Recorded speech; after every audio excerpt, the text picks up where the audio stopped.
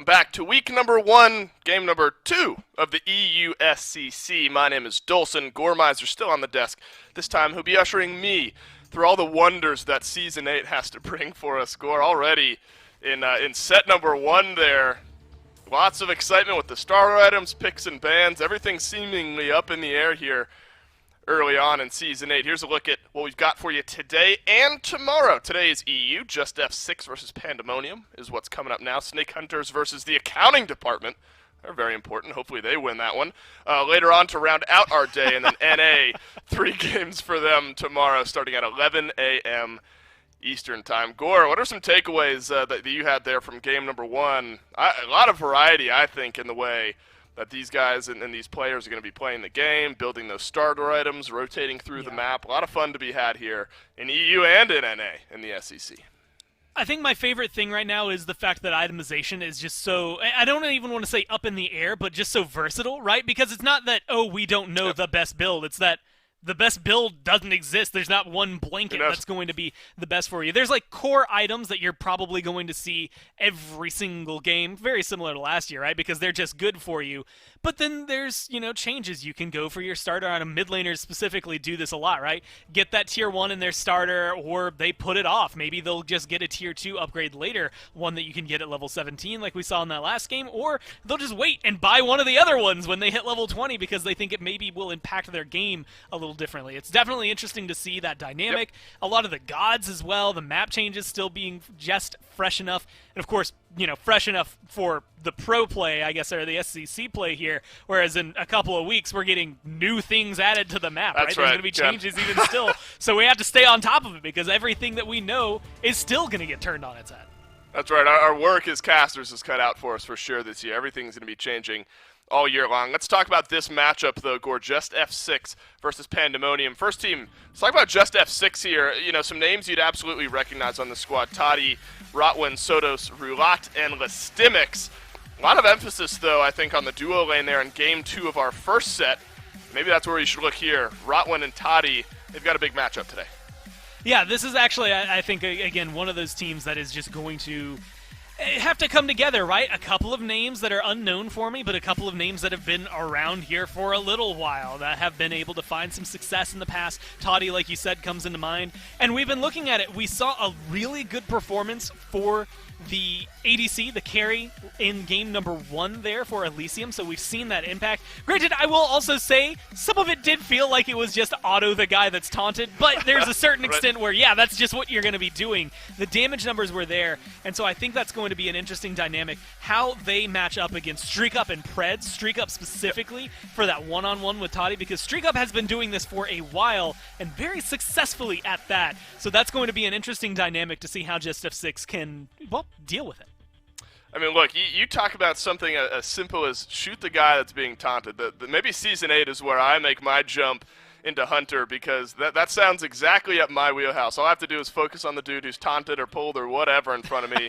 That seems to be exactly what my brain can handle when I'm playing that role. So maybe now is the time to make the switch. They got a tough one, though, Gore. JustF6 do, up against this Pandamonium team. Some name recognition, and that's really what we have to go on early on here in the SCC before we see how good these teams actually are. Some name recognition on that JustF6 team. A little bit more, I think, on this Pandamonium squad. They're built up Streak Up, Preds, Joshi, Sarpei, Kana. I mean, this is a team last year in the SCC definitely found some success. So I think in this specific matchup, you probably put your chips on them. And this is actually one of the ones that's interesting. Sarpei, for those that don't know, used to play under Sarpei, but last year was under, what was it, Ferrari 14161. So every time you saw it was on Smiley Face, along with Agent, somebody who was in that last set. So somebody that you will recognize and has been around the scene for a little while.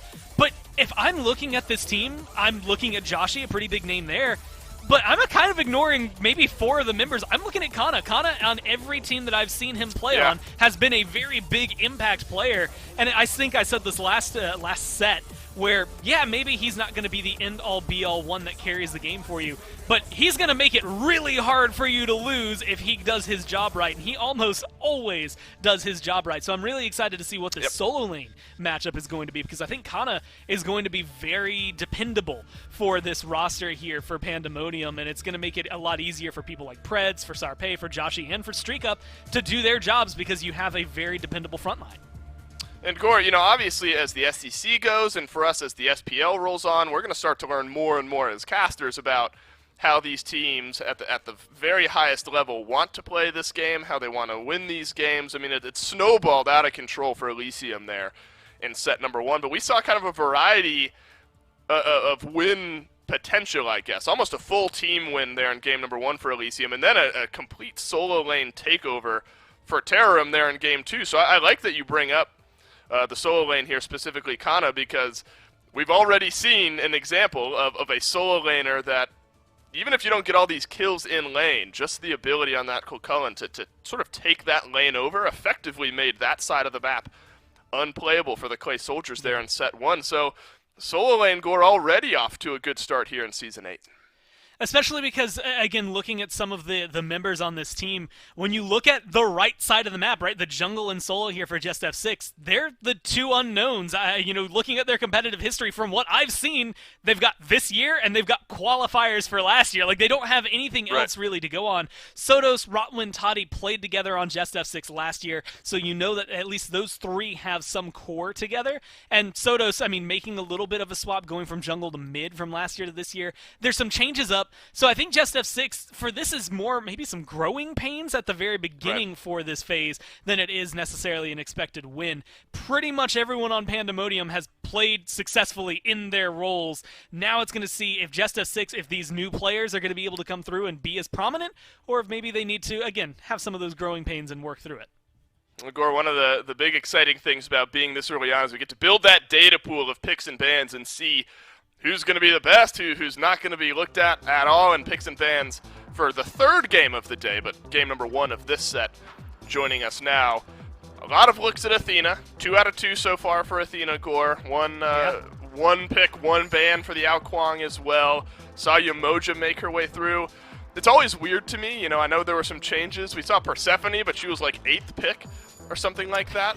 So you imagine, Gore, we'll still see that Athena pretty highly prioritized. The Ao Kuang has been off to a good start here as well. Do you imagine we see more of the same continued throughout the day? I do. I don't know Ao Kuang specifically. That feels kind of like the adapting special. One thing that was missing from last set that I think we will see more of as the next couple of days unfold and the next couple of weeks unfold should, in my mind, be Set. I feel like he was kind of devoid from that last one, from somebody that we saw very prominently towards the end of last year, and I feel like I've seen very prominently throughout this year so far, at least in a lot of the games that I've been able to watch. But it also is something that I don't think really matches at least what adapting typically wants to do. So it does kind of fit in that nature, right? That it isn't going to be picked up by Elysium. It's not surprising to see some of the healers that are getting banned out. Again, in-combat healing is definitely still something that teams you either have to itemize against or you're just going to be a little frustrated with because, yes, their out-of-combat healing, hell, maybe is not going to be as prominent, but still going to get the job done. Yeah, absolutely, and we saw it already in Aphrodite pick, and her paired with the Kepri there in game 2 of our first set of the day was unkillable. Gore, great point, plenty of healing, banned off the table for game number 1 between Pandamonium and JustF6, so absolutely something that's still considered by all of these teams. Apollo, he's been a popular pick since Worlds of Season 7 for the SPL. Apollo really came to the forefront of the meta, continues to do so here. Kulkullen as well. Maybe this is a new trend we need to start to look at over in the solo lane. But if that's going to be a Wukong in solo, Gore, it's going to be 2 gods who want to be doing a lot of the same things. That's bullying one another with the Bluestone starter item. It should be fun to watch if that is the matchup we end up getting. And that was the point I was going to make, like, Bluestone Wukong, like, for people who have been playing for a long time, I think it was, Season 2? That was when, that meme kind of became a big thing. Right. But it's literally back, right? I mean, he gets to do it again here. And so I'm interested to see him because Kulkullen, a lot of the solo laners that we saw last year still being prioritized here, being banned out, so people that can displace you, can disrupt you, being prioritized here. And Wukong, who notably we've always kind of mocked it, is like he's really, really good at staying alive, right? He can get some damage done now, and I think this Bluestone Pendant really does open the doors for him, especially early on, boxing people like Cullen. But I think late game, he's going to still be a little bit of a menace, especially when you go alongside the duo lanes that is going to be on her Sobek. I mean, that's just a kill lane that comes through, plus the new model for Sobek, so it's a pretty lane as well over there. Everything, I think, going forward, they get the staple pillars on the side of the map here for Pandamonium, and that's really what you want. Same thing could be said for JustF6. You get the Geb, not necessarily seen as much throughout all of competitive play, more passive than some of the supports that you're used to, but I still like him. The shield is really good against CC, and I see a lot of CC already there on the side of Pandamonium. All right, something to root yourself into is really what Pandamonium have drafted through their first 3 here. We're going to start to sweep through the second wave of bans here. Tsukiyomi, Nemesis, taken off the table by JustF6. Already seen one of those two with the Nem in our first set of the day. Tsukiyomi, Gore, apparently still in a spot where in that jungle role can absolutely make some waves and maybe continue to see some bans here throughout the day. Yeah, I believe first ban in both games last set, and then unsurprisingly banned this time around, although not picked up. So it's that weird era of who's prioritizing and what do you think he can do.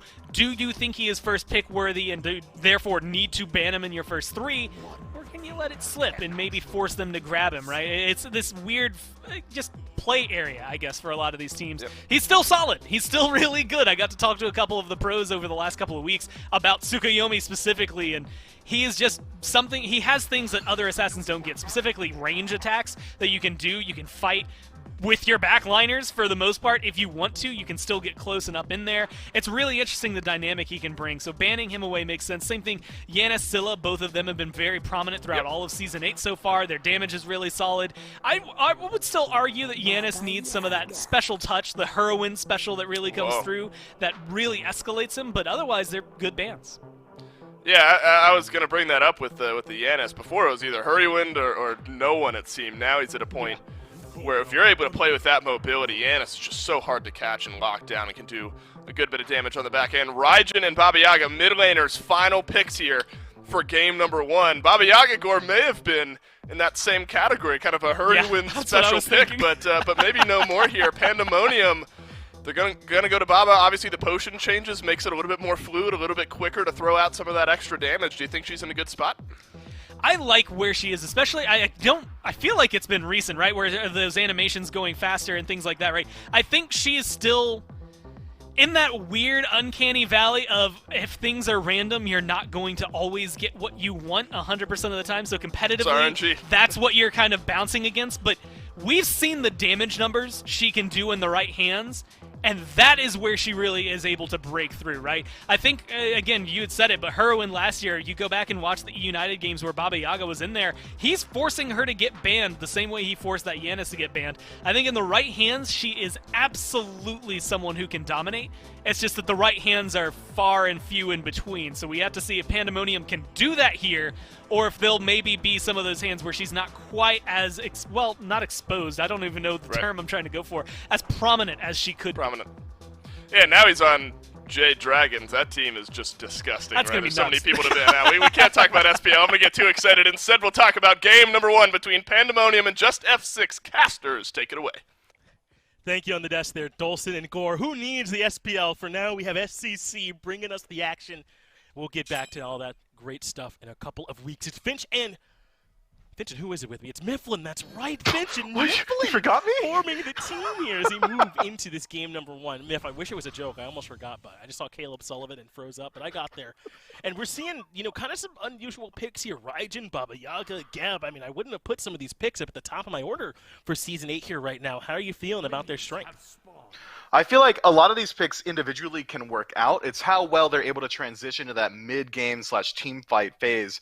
The big standouts you already highlighted, the Geb, Rotwin, I think is going to be very interesting. How well is he going to be able to play inside of this very aggressive duo lane that Pandamonium's bringing? I mean, Gore called it the OG kill lane, and I'm not going to argue with him, man. Sobek and On Her together, it's going to make it very hard for this Geb to transition to even level 5, I think.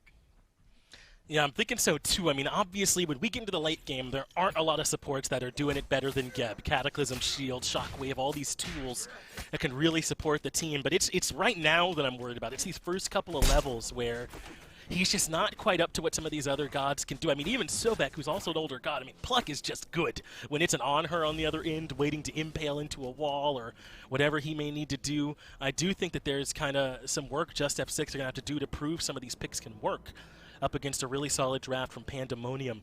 But I think worth talking about also is these junglers. We saw some big jungle diff in set 1. How do you want to see Roulat and Sarpé kind of address the pace of this game?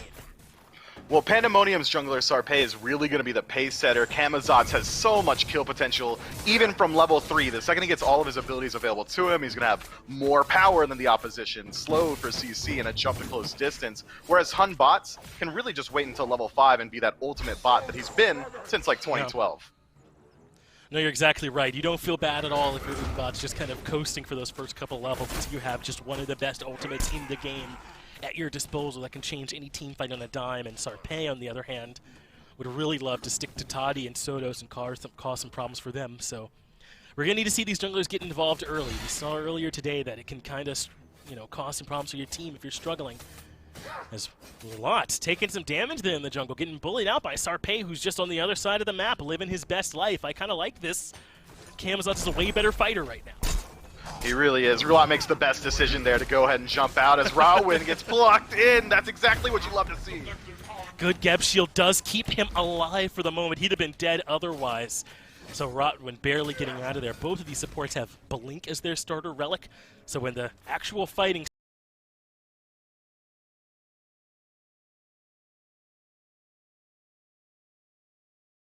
starts, they don't have a ton of tools to get themselves back out. Really don't. Getting that blink after one to get dead. Mark is there. Yeah, that's the majority of what he's able to do right now. No real follow-up to be had. I think Preds is kind of in a position now where he can go for Pluck on cooldown. There's really not much that JustF6 can do inside of that duo until Hunbots rotates over. I completely agree. I'm making all gasping noises because I know how close Rotwin was to death just now, man. If that Pluck connects, it's over for my man because Streak Up is hitting it with everything he's been doing so far. So I'm 100% with you. I don't think Preds and Streak Up have a whole lot to fear from Apollo and Geb at this point in the game, and I'm glad they're looking for some pressure. Really, that's been kind of the order of the day for Pandamonium so far. Sarpé looking for pressure, so has been the case for the duo lane. Might be a little bit harder for Wukong over there. He wants the poking up against Lastimics on this Kukulin, who's looking for the outright pressure. But for the most part, Pandemonium have been doing a great job of kind of just walking up to JustF6 and daring them to have an answer. And that's the pace that you want to see from Pandemonium. Again, they have the aggressive duo, they've got the aggressive jungler. They want to be bringing the fight to JustF6 early on because JustF6's mid-game and rotation potential is incredibly strong. Rotwin's going to be able to maneuver the map much better than a Sobek can. Even Sodos is going to scale better into the mid on this Raijin than Baba Yaga will. And we've already talked about what Fear No Evil is capable of. I think JustF6, having not fallen just yet, they're pretty happy with the pace so far. Sarpé again looking to put up a little bit of pressure on Roulat. Roulat has got to be feeling good though. Now that he has his Fear No Evil online, Sarpé, if he can catch him before that ultimate goes off, he will be stuck inside that Fear No Evil with just that blink at his disposal. So I think Roulat, you don't feel bad looking for those, but if you're Sarpé, you got to make sure you're on time with your ultimate in reaction to get back out of trouble as Preds can't quite find that Pluck in the duo lane. Yeah, it's been a rough going for that duo ever since that first Pluck into the on her pillar stun. But again, Pandemonium needs to be the ones on the aggressor. They need to be looking to get involved wherever they can because JustF6 is scaling incredibly well and even farming the map very well as well, despite Pandemonium's jungler Sarpé being able to strip away back camps here and there or pressure out Roulat. JustF6 as a whole has been playing the map just better so far.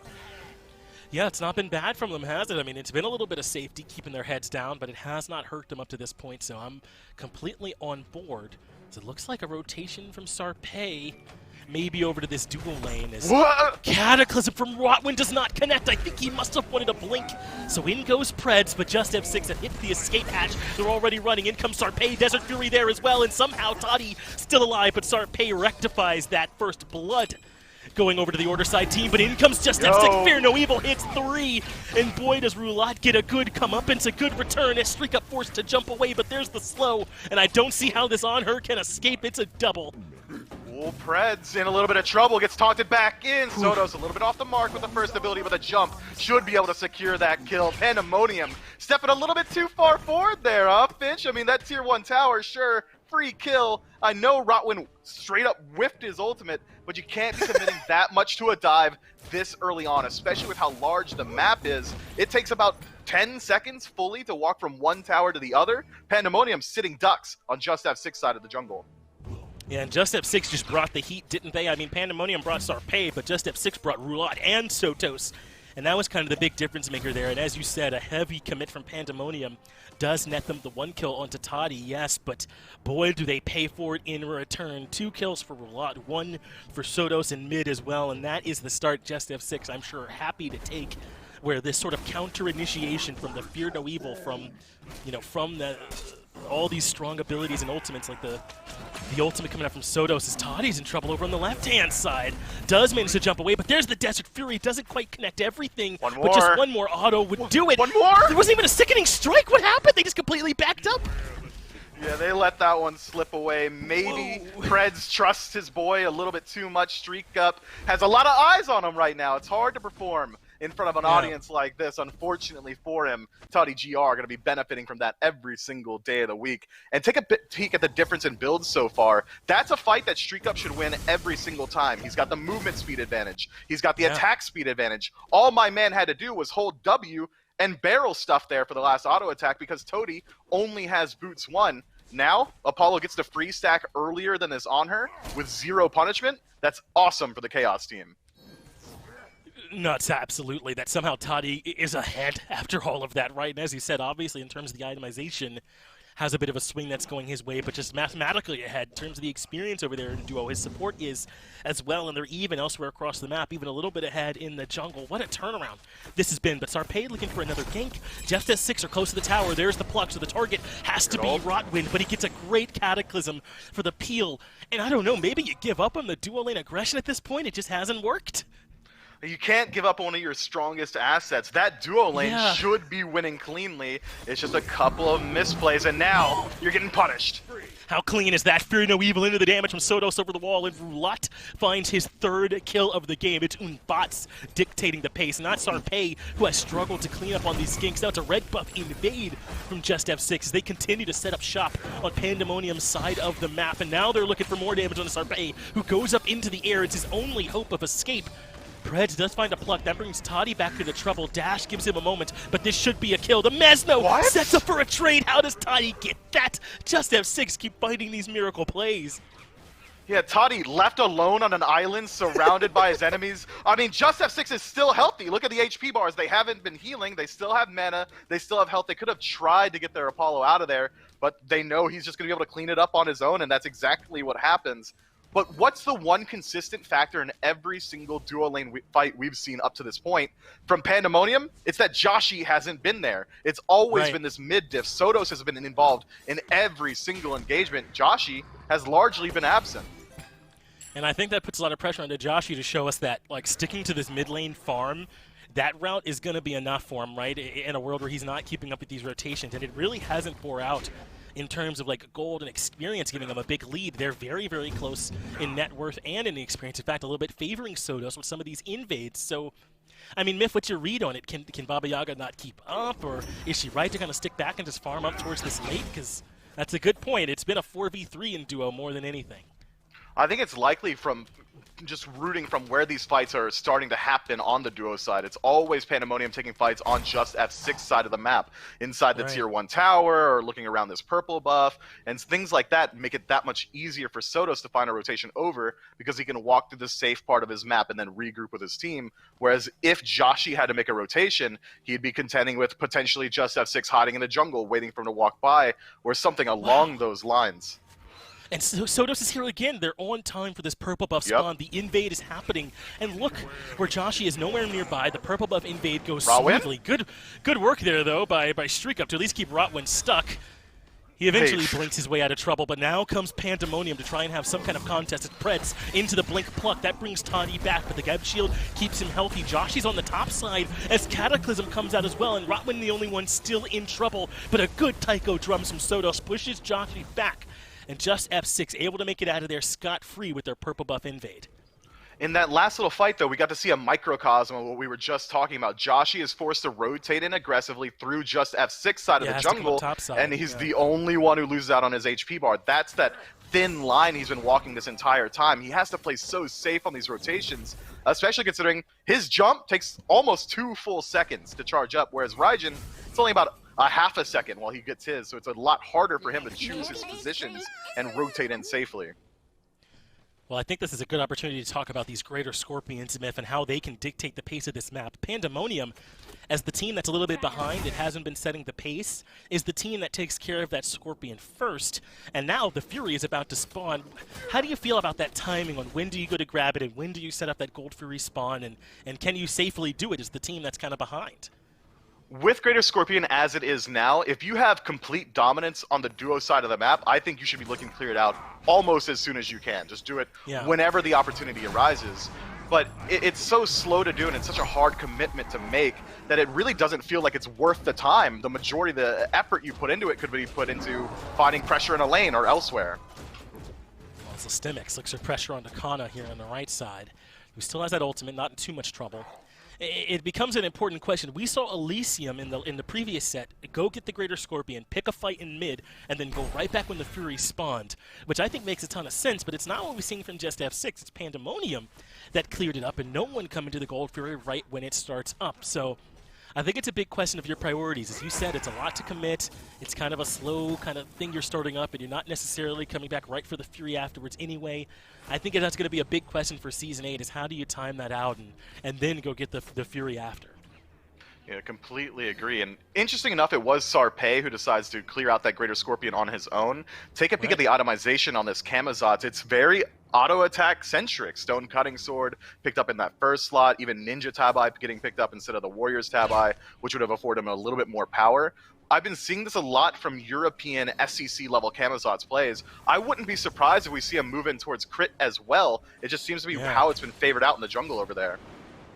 There's some strength to crit. I mean, even the Eye of the Jungle, you know, a bit leaning in that direction with the attack speed. As Red Buff invaded, JustF6 are dominating this left side of the map, especially Pandemonium's area. Now, though, a chance for a collapse. They found Sarpei in the back, but Fear No Evil gets next to no value. Sarpei dodges it perfectly with the Bat of Hell, and Joshi gets the snipe from the backside. Sotos has fallen, and Pandemonium have found their time. They pluck Rotwin back in, but do they have the damage? Toddy is waiting on his moment, but he cannot save his support. Streak Up finds the next kill, and it looks like Pandemonium were simply biding their time. It's a good knockup from Systemix, but I think he's stuck in the backline where there's just too much damage. Kana now getting his first kill of the game and getting involved. And how do Pandemonium flip the script like this as they even find Toddy to find a double for Kana? Man, Pandemonium must have been playing 4D chess. They set up the gold for themselves and then win a team fight from immense gold deficit, by the way. That is a clean 4-for-0 pick, and Pandemonium still just getting even in the gold board. Now gold Fury going to fall down. It's going to swing it completely in their favor, and it's all off of one misplay. JustF6 jungler Roulat has to make value come from this Fear No Evil. You can't be using it on a single target, and especially a single target like Camazotz. My man's got CC immunity in the ultimate, and he removes himself from the playfield. That's such a clean play. Had Sarpei maybe gotten caught out by it, he didn't have the beads yet at that point, maybe the fight swings in JustF6 favor, but even then, a one-man Fear No Evil could have just been a Cataclysm, could have been a knock-up from Kukulkan, could have been anything else. You don't want to use your best CC tool in the worst scenario. And I don't want to get too EPO on you here, but didn't it feel like Pandemonium used JustF6 momentum against them in that fight? It was though they knew JustF6 were coming over for that invade, and they got a bit sandwiched. Sarpei makes the critical play, as you already covered, avoiding the Fear No Evil, and then they've got this sandwich, this collapse on them, where they've got them pincered, and that made it so much harder for JustF6 after committing one of their biggest ultimates to a target that escaped to recover the fight. I think Pandemonium finally found a way to kind of answer to those invades that JustF6 have been looking for. They have, and it's completely around Preds as well. It's that pluck that started off the fight on the right foot, and then from there it was a spearhead composition. Pandemonium's draft so good when on the aggressive You've got Kana locking down targets in front of you. Sarpei is going to be able to find the slows. Streak Up can slow from a range as well. It's once JustF6 is able to start a fight on their own footing, on their own terms, that's when this Pandamonium draft really needs to step up. They really need to clean up their play. But if it keeps up like this, we might even never get the opportunity to talk about it again. It might just not come up. Pandamonium completely changing the pace and confirming the Fire Giant Scorpion. And remember, they took that Gold Fury Scorpion and then, like 2 or 3 minutes later, won a big fight and secured the Fury. I don't know if that's in the plans for him yet again, but Pandamonium have made sure that it's time for the Fire Giant to start spawning. Now, it's early in the game. We likely won't be seeing that Fire Giant going down just yet, but Elysium grabbed it around like the 19-minute mark in their set earlier with their gigantic lead. If Pandamonium can keep up the pressure, maybe they can get over there around that same timing too. And they've got a good draft for it, especially with the auto-attack jungler inside of Kamazotz. He's going to be able to shred these objectives incredibly easily. On her as well, going to be able to work his way through it. And Baba Yaga has the hardest hitting ability on the map right now. I mean, if he gets lucky with the potion, he might be able to confirm objective over just about anyone else. JustF6 have to win the fight. They can't leave it up to a 50-50. Pyromancer is the call. Kana the only one on it for now, but JustF6 show up in numbers and deter the aggression. So Preds moves in for the pluck. It's Rotwin that they grab, but Cataclysm is the answer, and Kana and Preds both lock down. Desert Fury, though, comes through, and that's great damage put onto Listemics, who's forced to retreat even inside the Rage Form, but Sarpei is still in the aggression. Pandamonium get the Pyromancer, and Sarpei is forced to retreat. A little too much aggression here from Pandamonium, and now they're caught inside the Fear No Evil. Kana goes up to the sky on the ultimate and rolls over Roulette. A huge kill for him to take care of the Unbots. But JustF6 still on the retreat. They haven't got out of the hot water just yet. Joshi on the surge forward. The only one still looking might be able to find something. Listemics so low, but being able to get out of there by the skin of his teeth. What's Pandamonium going to be able to do with this lead? Do they fall back to the Fire Giant? No, they're going to group up in mid and take that permanent objective inside of the Tier 1 tower, removing an escape path from JustF6 from subsequent team fights. Even with a 4-man ultimate from Roulette, still weren't quite able to win that team fight, man. Pandamonium, they've shifted the pace. I don't know, man. I don't know how Roulette does that kind of work, and that's how that fight goes. What a hectic battle it was, though, around that Pyromancer. And I'm forgetting that this is Europe SCC, right? Where supposedly the pace is slower and a bit more calculated. I haven't seen it here, man. They have just been throwing hands in this fight, looking for opportunities. Preds blinking and charge praying and plucking in Rotwin to start the fight off. I mean, they're taking whoever they can find and looking for aggression, it feels like. But the reason that it is working out for Pandamonium is because that initial pluck onto Rotwin found a 3, maybe 4-man Cataclysm, but nobody was there to follow up. No one was there to defend the Pyromancer, to defend the Fire Giant. JustF6 is slow on the rotation so far, and it's very different from what we were seeing in the first 5 or 6 minutes of the game. Sodos was usually very present for every single team fight, but it seems like as this match kind of starts to drag on a little bit, JustF6 is losing a little bit of the vision that they had for how these team fights are going to play out. We need to see them ready on the defense, set up the defensive positioning, get the vision advantage around these neutral objectives. Gold Fury is the next POI on the map. We'll see how they respond.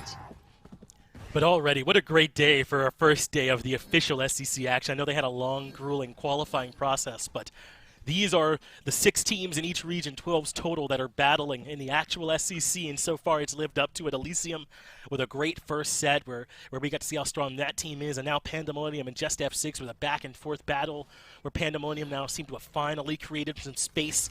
They're about 3 or 4K gold ahead, just about.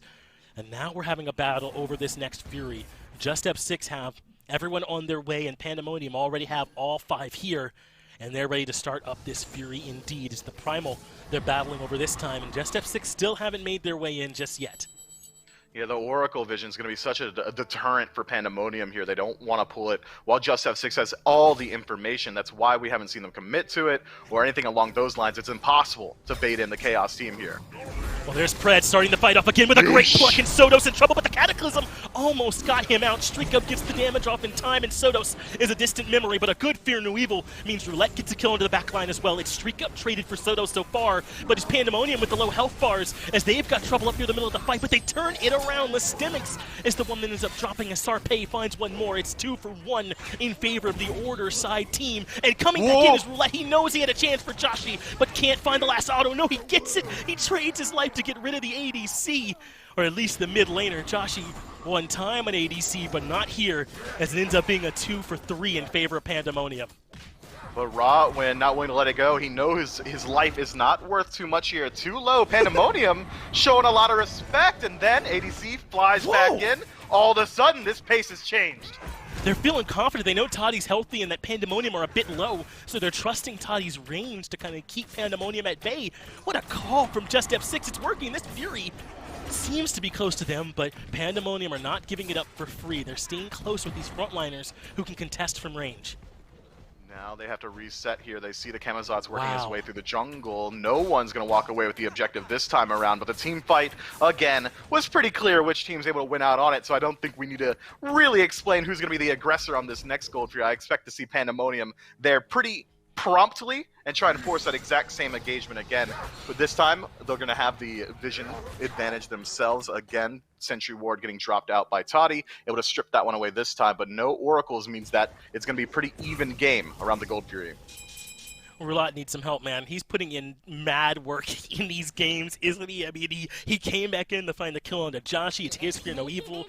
That sets up the very first pick of that engagement as well, at least for JustF6. I mean, I know your jungler is supposed to do a lot of the work, but it feels imbalanced. There's plenty of damage coming out from Lastemics as well as from Toddy, but it feels like when it comes to getting the job done, it's all Roulette, and they're going to need him here. Primal Fury started up. Pandemonium have it down to half, but have reset. Looks like they pick it up again, and JustF6 are nearby. They've got all 5 members local to this, so they can contest. As the Fury is started up again, but Preds goes to the pluck. They bring in Lastemics, who drops the ultimate right away and is close to the Rage transformation, but he's now getting low in terms of the health bar. Somehow still alive, but Streak Up eventually closes out that kill. So it's 1 for 0 in favor of the Order side. Rawwin, the next one to fall, is going to get taken down by Preds here. Now Roulette, the star player, no beats available, forced to use that ultimate, fights Joshi. I don't understand, man. Roulette's putting in so much work. How does he find the perfect Fear No Evil? He gets everyone else out and sets up for him to get a trade kill. I know it ends up being 3 for 1, but the only reason it's not 4 for 0 is because of my man, Roulette. Yeah, Roulette's doing literally everything he can. There's got to be a pay imbalance here. I mean, the rest, they got to reallocate the funds that JustF6 are getting and put some more money in this man's bank account. But I want to highlight Preds' play. Every single fight we've seen that starts around a POI, be it the Gold Fury, the Fire Giant, or a tower, he's plucking in tanks. He's delivering tanks to his team, but he doesn't care. He's also got the Sunder. It doesn't matter who he's pulling in if he's able to strip away all that defense. Unfortunately, last time around, Lastemics got the receiving end of it, and he was burnt down in, what, 5 seconds? You need your frontliners to be able to survive just a little bit longer. You're right, and I think Lastemics, kind of took the fight thinking he had that Rage transformation on deck. He wasn't far from it, but like you said, they shredded him so quickly he never even got to that transformation. He died right away. And it feels like JustF6 are having trouble lining up their pieces. You'll see a good Cataclysm somewhere in the fight, a great Fear No Evil somewhere in the fight, and Lastemics doing work, but those pieces don't all kind of stack up together to set up for a good team fight for them, unlike Pandemonium, who are making great use of their plucks, who are making great use of Sarpei's ability to get up to the sky and do unstoppable damage and streak up, getting long-range damage with Desert Fury. It just feels like Pandemonium are lining their pieces up a little better. They're always on the forefront, too. They're looking for the aggressive play. JustF6 have not been able to find their footing. They haven't started a fight around Fear No Evil. Every single good Cataclysm we've seen has been off of Joshi getting plucked in, or Preds plucking him in, rather. It's not that Rotwin's blinking forward and starting a fight himself. It's, oh god, I'm gonna die, please, I need to press 4. And he certainly does, but it's not really getting any resources. It's not burning beads because there's zero threat around it. This Cataclysm has yet to been followed up on. Haven't been able to make it work, and so Pandemonium move over towards the Fire Giant. We're 24 minutes into the game, and now we turn to the biggest objective on the map. And Toddy is not local. He does have the ultimate. He can show up to the fight anytime, but he's going to have to use that ultimate. It'll be some travel time for him to show up, and he's staying on the tier 2. It looks like JustF6 are not calling for him just yet as Preds moves in. Sarpei looking for the duel up against Roulette, but forces out the Fear No Evil on a solo target. Again, great work from Sarpei to get a valuable trade in the back line. But JustF6 getting an even better trade here. He's able to strip away a tier 2 tower. This Phoenix is now getting a little bit of aggression towards it as well, so he's able to strip away Sarpei's attention and force him to make the rotation over. JustF6 have maneuvered properly. Yeah, Pandamonium haven't found the pressure, Never but there mind. it is. Sodos is falling. Next in trouble is going to be Lastemics. He jumps out, so they switch targets over towards Roulat, who gets a much-needed Geb shield to keep him alive. Toddy comes crashing in with his ultimate and looks at the backline for some damage, but cannot find it. The disruption is way too strong, and he ends up falling. Yes, they got the tier 2, but they absolutely lost the fight. This is a great chance for Pandamonium to regroup on the Fire Giant. A great setup from JustF6 where they had accurately split up the map. They got everything going that they wanted to. They forced Great Pandemonium macro play. to take a 4v4 engagement, but unfortunately just positioning across the board was not where it needed to be. Why was Sodos the furthest forward on the team? Why is Toddy dunking into 4 members alone? It's just not going to work out. And now Rotwin, you're a little bit too late, bud. Fire Giant's already dead, and so are you. Yeah, must not have had the information because that's a gift there from Rotwin on the back end. Now instead of everyone coming back up and setting up for a defense, it's Rotwin staggered, Toddy staggered, and 2 members in position to watch this tier 2 tower go down. They cannot put up a defense, and Sarpei doing a great job of splitting the map. He'll threaten alone the tier 2 tower in mid. Looked like a little bit of trouble for Pandamonium there with the way JustF6 spread out the map, but a great rebound from them to now be right back in control. It cannot be Roulat who tries to stop Sarpei's flip push. He is the most important piece of the team fight. Sarpei just distracting Roulat has gained infinite value and a Phoenix for his team. JustF6 have to fight around this Hun bots. They need him in the primary engagement. Unfortunately, this time around, he was predisposed. My man just did not have the time or space to get there, and the Phoenix falls for free. Myth, is that right side Phoenix as free for Pandemonium if Rotwin is still up? I mean, I don't think they had the information on where that Fire Giant health was. He tried to get in there and check, but I think that staggered defense made it a little too easy for Pandemonium to get a lot on the back of that FG push. Yeah, had Rotwin been alive, he could have at least been a deterring factor with Cataclysm. It's a lot easier to look for those aggressive ultimates when you're inside of your own Phoenix as well. But split up on the map, I think that even had Rotwin been alive, a pluck into Sunder would have killed him almost instantly. You need Roulat there. You need that Fear No Evil. Sarpei does a very good job splitting the map. So really, the big key to that is how well Pandemonium played the macro. I thought JustF6 maybe had him a bit beat there with that Phoenix push that Toddy does a good job on, but Pandemonium did not panic, did they? They found Sodos a bit out of position, they set everything up on the fire, and now with this left tier 2 going down and Fire Giant still on 5, we've got a 4-1 split. There's 4 on the left side, Phoenix and Sarpei on mid. And it looks like Roulat's been, again, allocated towards stopping Sarpei. We need him inside the engagement. That's why he's playing around this door right now. He wants to be able to rotate wherever he is needed as quickly as possible. But I think even then, send Lastemics over, send even Rotwin over. All you need to do is clear the wave. Sarpei is not going to tank the Phoenix himself. You don't want your best piece here. No, and not a piece whose only way to contest Sarpei is with the ultimate, right? I mean, essentially you're asking him to use a solo ultimate. Look, he cannot win this 1v1. There's no shot, man. Instead, some help comes over, but the left side Phoenix is being dove. Sodos is the early target, and he will fall to Sarpei easy as you like. Toddy 2, it's a double kill for the jungler for Pandemonium, and this game might have just been pushed out of reach. They lost all their backline, all their damage. Left side Phoenix has crumbled. Now we'll see if Pandemonium wants to just go ahead and pull the trigger and try and put this game to bed. Fear No Evil down, used on a single target, and was immediately evaded. Roulat now essentially a non-factor in this team fight, and the last bird's going to fall down for free. 2 dead for 40 seconds. Finch, this might be it. Yeah, I don't know how the front line deals with this on their own. The damage is too strong. The Phoenix and the Titan have all gone down, and Pandemonium win a clean one here. This is a back-and-forth game. I don't want to make it sound like this was free or easy for Pandemonium. They had to react to a lot of moving parts, but once they kind of got into the driver's seat, they did not give it up. They kept on moving with their momentum once they got it. What was it, the first 6, 7, maybe even 8 minutes of the game, it really felt like JustF6 had complete control around that duo lane. They had repeatedly won fights. They even set up for the POIs around Goldfear. They're controlling the mid camps as well. And then, what was it, exactly at the 12, 13 minute mark, Pandemonium completely turned it around. Kind of shades what we saw in the first set. Maybe something's different over in EU today. It's been some great games so far. If this is what the EU SCC is looking like, sign me up for plenty more. It'll be a quick break, then we'll be right back for Game 2.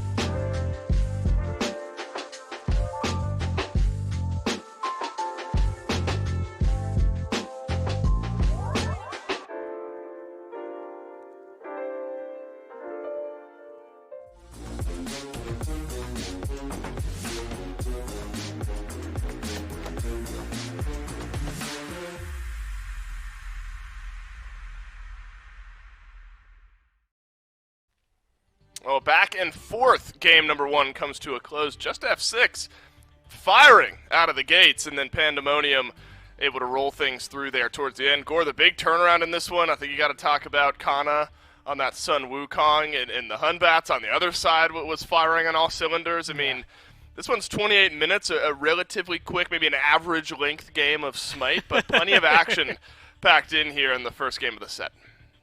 Man, and you have to, like you said, it's just such this weird turnaround. You watch this game, and realistically, again, hindsight, you see that Roulette, that Hunbats play, is all that is really cultivating anything perfect for the Chaos side, right? I mean, all of these Fear No Evils, the ganks, everything is perfect for them. And then Wukong shows up. And then Hunbats starts doing a whole lot of nothing, right? It gets really suspiciously quiet from that point onward, and that's when the tide really got to shift. It was a few minutes into the game, but if you watch, I mean, look at this early game.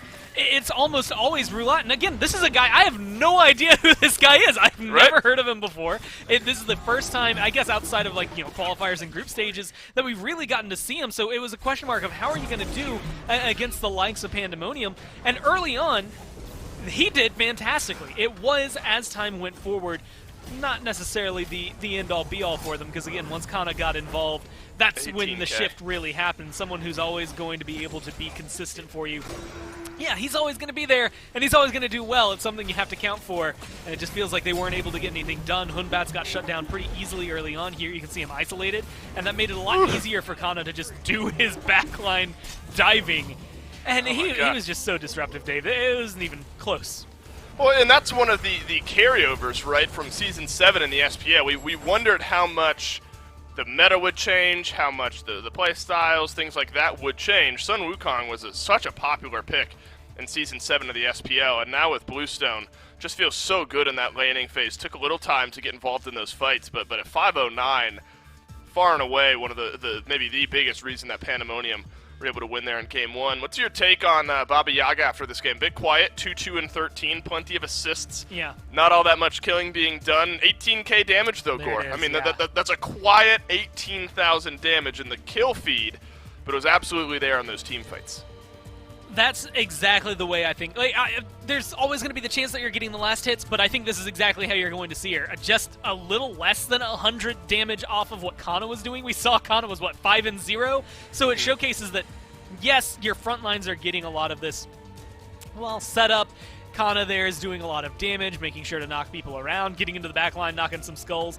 But that setup and the damage for it is coming from way back behind him with the Baba Yaga, and I think that's exactly where she really can hide, is just deal a ton of damage, do the mage damage, but you don't necessarily need the kills, right? I mean, the gold is always going to be nice, but as long as somebody's securing it, you're happy with it, and you can stay up there with the front line or surpass them, which we've seen in the past. I think that's exactly where she'll fit in pretty nicely, so I wouldn't mind seeing more of her.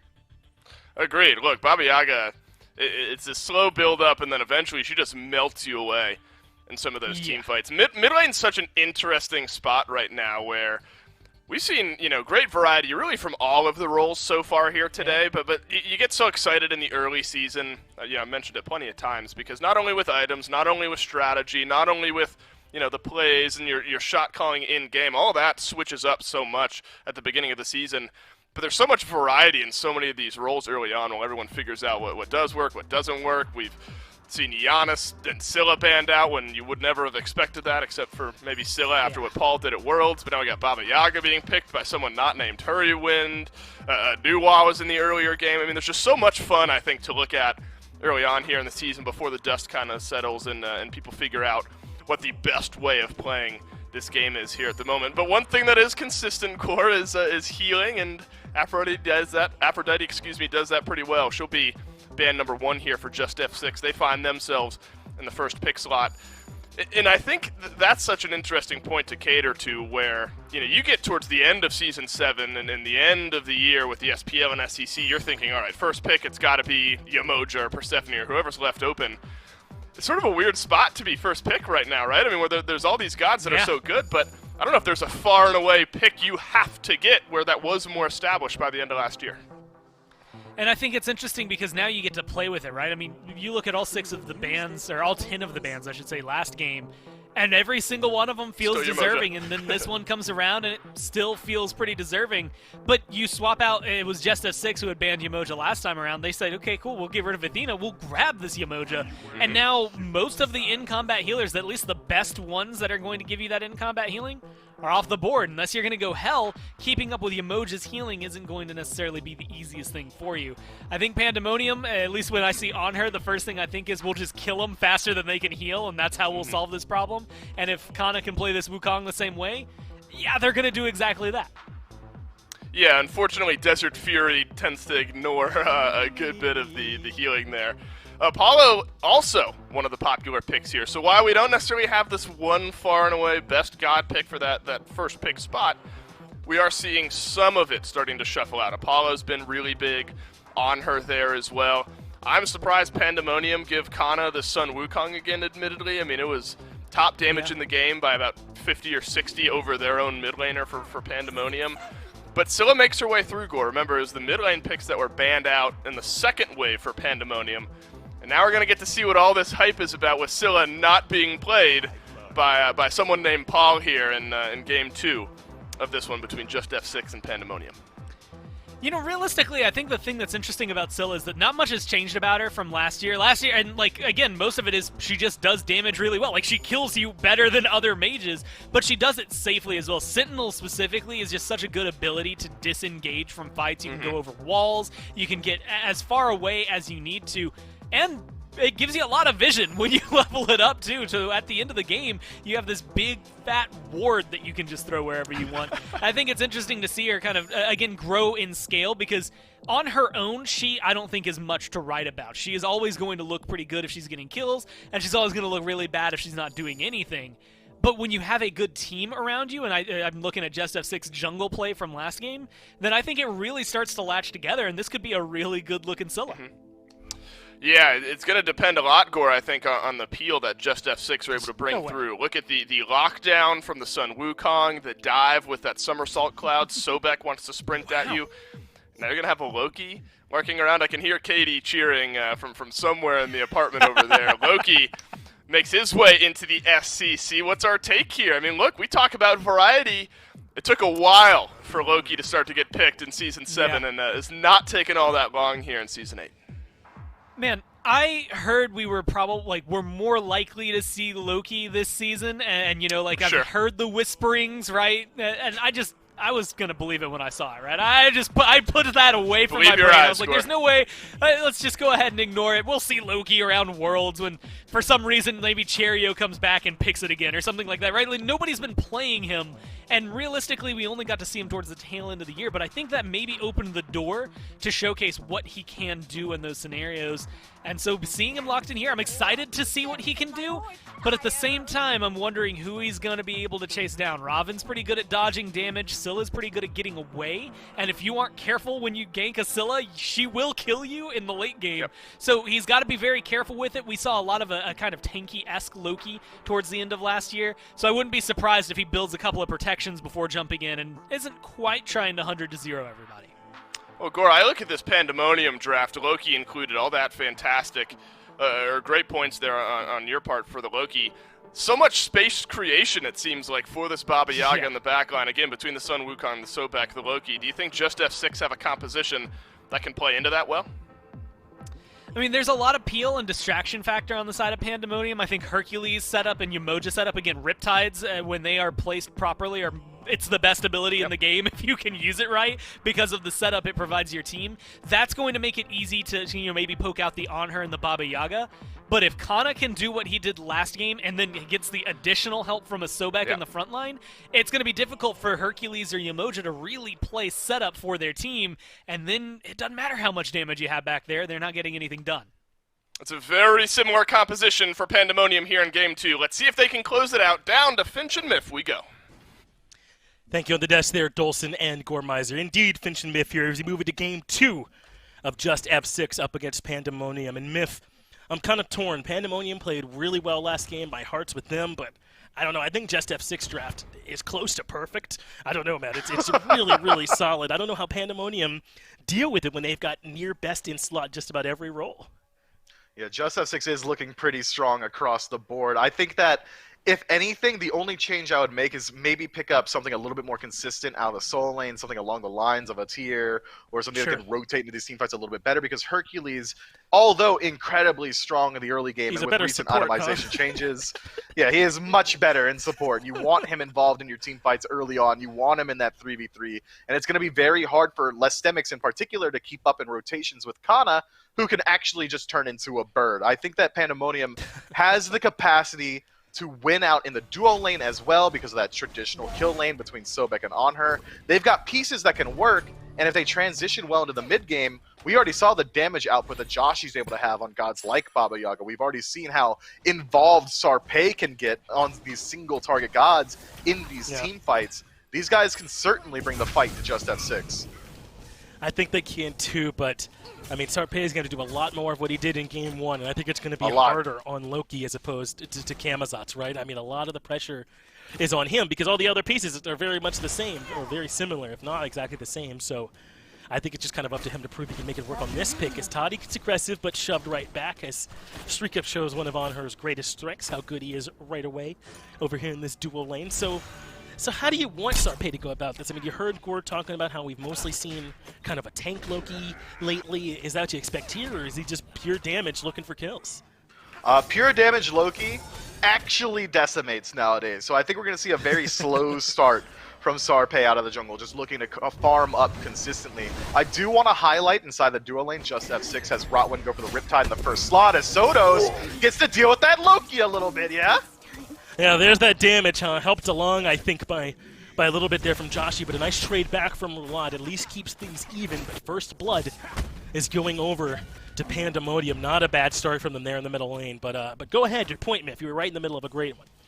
Oh, yeah, your Mojo. Oh, hold on. Okay, yeah, Joshi doesn't hit those. It's fine. So Rotwin started up with the Riptide, and he's able to keep the wave towards his own tower, making it harder for Pandamonium to move forward, able to zone him off with a little bit of experience as well. And that fits into this anti-aggressive style that we're seeing them try to employ up against Sobek, up against Onher. And now it's already happened to make a level lead. Todi GR has been 3 for about 3 minions, whereas Onher finally just ticking over. Yeah, a little bit of an early lead we're seeing developing over here for JustF6. It's not deterring Pandemonium at all as it beats in the air. That's an old school no-no. But looks like Todd is going to make it out of there in the end anyway, but just not what you love. I suppose it did stop him getting hit by the Impale, so you don't hate that, but just not ideal. Yeah, well, luckily he's got Devo's Death Toll and a Yamoja, so my man's got infinite health to work with. He's going to be sustained back up pretty soon. Meanwhile, on this solo side of the map, Sarpei might be looking for a little bit of aggression. I don't imagine they go for a blue buff invade, the Chaos team that is. You don't want to fight a Robin in the early, even if you are feeling yourself on Loki. No, you certainly do not, so it's not going to be the call here from Sarpei, I don't think, at the very least. Instead, he'll probably be keeping his head down, doing some farming. So we've already seen action, man. I think we got to dispel this myth about EU SCC being slow, huh? As somehow Preds makes it happen, finds the invade all alone as a level 3 Sobek, and makes it back out. Yeah, he said, oh, you use So Beautiful? I guess I'm going to pull purple buff and just do it. I'm just going to do it. And it works, I guess. It just works. That's why you save your burst towards the tail end of these buffs, man. You don't want Preds clowning on you like that. Preds has been playing lights out, though, hasn't he? I mean, maybe just don't let my man have the Sobek because his plucks were kind of instrumental back in Game 1, both in lane and later on in the game to set up these fights. And right on cue, Toddy is dragged in. Good Mez, though, gets him out of there safely, but Preds is keeping up the pressure. Not exactly finding that kill over here in duo, but I think we're seeing the pressure that we're talking about. Yeah, a little bit of a desync there. Streak up using the Impale before the pluck comes through, so there wasn't really any follow-up there. Had Impale been saved, it would have very likely resulted in a kill, especially considering Apollo no beads for another full minute, as well as no movement speed. Pretty tough situation for him. But Pandemonium have been benefiting from the pressure over here, so no complaints from me. They could keep this up. But if they continue to play this deep on the enemy side of the map, JustF6 should be able to send someone over, the jungler, Roulat, and get him involved in the duo.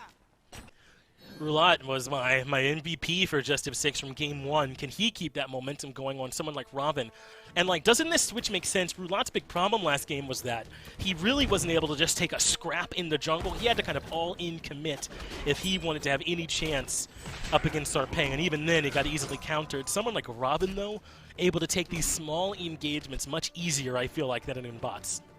Yeah, and he's also got the get-out-of-jail-free card inside of his second ability, that overhead kick, acting as essentially an Aegis for his team. As Toddy plucked in, Desert Fury. Yeah, we hit all of those. That's 100% of your HP bar. Death Toll, Devos, Yamoja, we don't care about that healing if you are able to die instantly. And Pandamonium keeping up the pressure, now moving into the purple buff. And I wonder if they had the timer. There were only 5 seconds left on those purification beads, but it was all in commit from Streak Up right when the pluck happened, so they knew that that was going to hit Pater. They all in committed as Rotwin trying to defend the purple buff. In comes Toddy using all his mana on the actual ultimate to make his way in, but they do have the lockdown, and Streak Up pays for his aggression with his life. Good return kill for JustF6. And look at this, Pred's in trouble too. There's a big rotation coming, but they don't hard commit. Charge Break gets him out. The second Streak Up uses the jump, his life is forfeit. He has to hold it there because Toddy isn't able to land until that jump goes down. Unfortunately, Streak Up kind of spooked into it by that Yamoja ultimate. Clean play from JustF6, and it keeps Apollo in the game ever so slightly. That was a much-needed kill, a return kill there for JustF6, absolutely. And I think Toddy will take it, no complaints. It does end up putting him a little bit low on mana, so he might have to take a back a little sooner than he'd like, but he's able to sustain up and stay comfortable there in the duo lane. So there's been action, man, at the start of this game across the map, in duo and mid. Even in solo, we have seen them scrapping. It just hasn't quite resulted in a kill yet, as that's 2 solo laners with the Bluestone's Pendant start. I can't believe we haven't seen some ganks over there. If it's the Bluestone start with Blinks as their relics, they are not particularly safe. And then those kills could certainly happen. A little harder now on Kano, now that he's got that Somersault Cloud.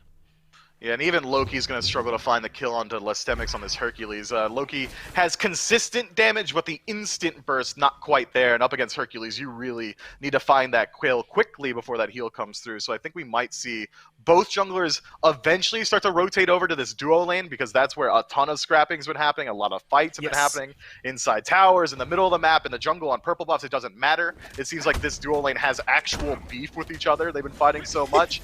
But mid's been quiet, right? Like, it's been pretty quiet out of the mid lane. Both teams seem very content to farm up, but Joshi so far been getting the better end of that, has a level lead over his opposition. Yeah, I believe our first blood came from mid lane, but like since then, it's been quiet. They are not looking for a whole lot there, and that's kind of Joshi's MO, it would seem. He was very quiet in game 1, was not looking to rotate really at all, whereas Sotos was, and that's kind of why JustF6 got off to a good start. But, I mean, I think Joshi, especially after what happened in game 1, is really comfortable with his own pace. He'll farm it up, not really looking to stack, which is a bit surprising on Baba Yaga. You brought that up last game, but, I mean, it still absolutely worked for him, so it's hard to complain. You know what, Finch? I just realized that I've been failing you as your chair 2 here. No. Sotos decided to pick up Sands of Time instead of Conduit Gem on Scylla? Yes. That's crazy, right? You need that additional burst from Conduit Gem to actually just clear waves or even just kill people immediately at level 3. It's an interesting pickup, and I would like to see how that adjusts the rest of his build. Looks like he's still going to go for the standard Radazahudi, but he could flex into Chronos Pendant if he really is fixated on finding CDR. Interesting. It's all about the alternate timeline coming later on. I've got to think is close to getting that kill on Toddy in duo lane. That's both ultimates down for the duo lane of Pandamonium. So worth noting, that makes Streak Up a lot more vulnerable, I think, not having that Desert Fury. We'll see if there's any presence over there from Roulat. But as you said, wondering what Sotos' plan is with this Scylla build. We'll get a bit of clarification with it as this game goes on. But looking forward to where he's taking this. Is Rotwin taking some damage there in mid. My man just kind of walked by close to the tier 1, took some poke, but, you know, he's Yamoja. No big deal. This right here, what we're seeing in duo lane, get used to this, Smite fans. With the map being as large as it is so much easier and so much more effective to freeze lanes. Toddy's going to have to consistently move himself up into the danger zone, essentially, if he wants to get this farm, which is why we see Pandemonium just trying to set up a situation in which their wave is going to be losing out. We might see them hard clear this next wave to reset the neutrality of it and then go immediately back towards zoning. I love to see it. That's that macro play, that strategic play that is going to force JustF6 to either keep Rotwin in the duo lane and make it harder to fight the 3v3 in mid, or force some rotations from Roulat. This duo lane needs a bailout. Yeah, and I'm a little surprised, you know, Preds has been so impactful in these fights, but it looks like, kind of to your point, they're happy with this trade of keeping him in the long lane and kind of forcing that same positioning onto Rotwin, and then just trusting Sarpei and Joshi in those fights on the other sides of the map. Would have thought maybe they'd want Preds involved, but they've been liking this kind of dual lane pressure they've been going for. As on my watch on, this Greater Scorpion, that's not been taken down over there on the Gold Fury. I don't know, I find myself obsessed with the timing of when you take this and then when the Fury on the other side goes as well. But it looks like pre-10 minutes is not the time. Let's see if our boy Preds can do it one more time. Nope, so beautiful Close. gets saved this time around, so it's going to go their way. Kana, though, in a little bit of trouble. Not a ton of mana here, but he still has his ultimate. Should be able to walk out of that one scot-free. This duo lane, man, it's been back and forth. Some moments it feels like JustF6 is starting to get a little bit of momentum, and then you remember that Pandamonium's running Sobek and on her, so they're going to have the kill pressure almost constantly. But the consistent thread between both of these teams is, where has Sarpei been since that first blood? Where has Roulat been since his kill, getting that return kill in mid? Both of these guys are starting to hit their power spikes as junglers. Robin, his strongest phase of the game, in my opinion, is around a level 11, around a level 12 once you get that second relic. And Loki has already started to hit his pace as well. Already has the Brawler's Beat Stick. That's a huge power spike. He's got one-shot potential, but he hasn't been looking to find it. Yeah, both of these junglers have been relatively quiet this game as Greater Scorpion does go down. That's around the 11-minute mark, a little bit before that, more like 10:50, but it has been removed. We're not too far from this next Gold Fury spawning, so we might be seeing these junglers get involved now, but Sarpei forced to use the ultimate defensively, Sodos independently finding pressure onto the Loki. Yeah, now Preds sees Rockwin in the jungle, isolated. Joshi trying to find the damage, but instead Lestimics makes the rotation, misses the driving strike. But Rotman is still low, so that means Josh is going to go into the ultimate to look for the kill damage, but he just gets blown up. Lestimics and Sotos, the boys come in, and Joshi gets put in a coffin. There's the I'm a Monster, barely tickles Preds at this point in the game. But JustF6 absolutely have the burn damage. When they're around Sotos, everyone's got to be careful. Yeah, Sotos does so much damage at this point, having finished that Ratatouille himself. It's hard to deal with. Now he's gotten past that point in the game where you really need the Conduit Gem on Scylla to keep pace. Instead, he's already just got a little bit more CDR. He's able to find these crushes a little bit more consistently, and Ratatouille making up for that lack of early damage that Scylla might have had in Season 7, not in Season 8 anymore. Is an all-rounder god. Absolutely, man. I mean, instead of the niche pick Paul made nuts at Worlds, Scylla is just a good mid laner to have all around nowadays, and Sotos is proving it. And remember, JustF6 really need this win. They want to force it into the best of 3, get these early wins, and start off this phase correctly. We talked about it a couple times already, but both of these regions are aiming for top 2 within their own region by the end of this first phase, so every win is important when it's so tight here in the EU SCC, and JustF6 don't want to go down 2-0 this early on in the phase. They're still fighting back. Completely agree. And are you allowed to drop any of these games against teams that you're even against when you have guys like Adapting Squad, Elysium running around in the SCC? It feels like there's only one spot, huh? Yeah, pretty tough. If you got to lose, at least put it in the most likely spot. You don't want to lose here. Pandamonium looking to close out the set so far, but gold lead, even experience largely equalizing as well. Maybe a couple of level leads here and there across the map, but so far neither team's really put their foot down, forced an engagement on the map. Gold Fury has spawned, and it looks like JustF6 have vision of it, but Pandemonium going to be the first ones there, and they pull it. Well, this is why there's such a big question on when you start it up, because the Fury is in Pandemonium's grasp. They have it down below half, and JustF6 are on the way. Sotos is in the back with a great chance to contest, but great work from Sarpei to bully him out. So in comes Toddy with the ultimate. They come crashing down in the back, and Streak Up left alone, isolated, ends up falling. Pandemonium suddenly seemed to have been picked apart by JustF6, because now in comes Roulat with that ultimate, looking for Joshi in the back, and Rotwin gets the last piece of damage. Pandemonium bite off way more than they can chew. Gotta wonder what they're thinking there. They know that JustF6 has vision. The map is literally glowing blue. There's a blue skylight letting you know that JustF6 can see everything that's happening there. And they've also got global ultimates. You're not going to catch him unaware. Toady can literally fly in on the Chariot of the Sun and slam you guys for this one. Pandemonium, I think you put it perfectly, just bit off more than could chew. They thought they were further ahead than they were, and now JustF6, they're starting to pull a little lead for themselves. You know, you kind of saw what was coming on. They knew Sarpei could stop Sotos from contesting the confirm on the objective. I think what they miscalculated was maybe their burn, because that play works if they're able to burn it down a little quicker, but it took a little too long, and in comes JustF6, just as you said, with the cavalry. And then suddenly there was no answer. Now Streak Up in trouble again, uses the Purification Bead, still has the Aegis, but that's used too. And my man's all but gone at this point. It's Toddy that gets the kill for it, and suddenly Pandamonium collapsing. The rug's been pulled out from under him. Oh no. Preds uses the blink and finds a purple buff, able to confirm that one with his boy Joshi there. Unfortunate situation where it felt like Pandemonium had controlled the entire game. Duo lane was getting blown out. They were controlling that left side of the map so easily, and then one misplay completely changes the pace. A complete flip of what we saw in game one. A tremendous miscalculation on that Furion.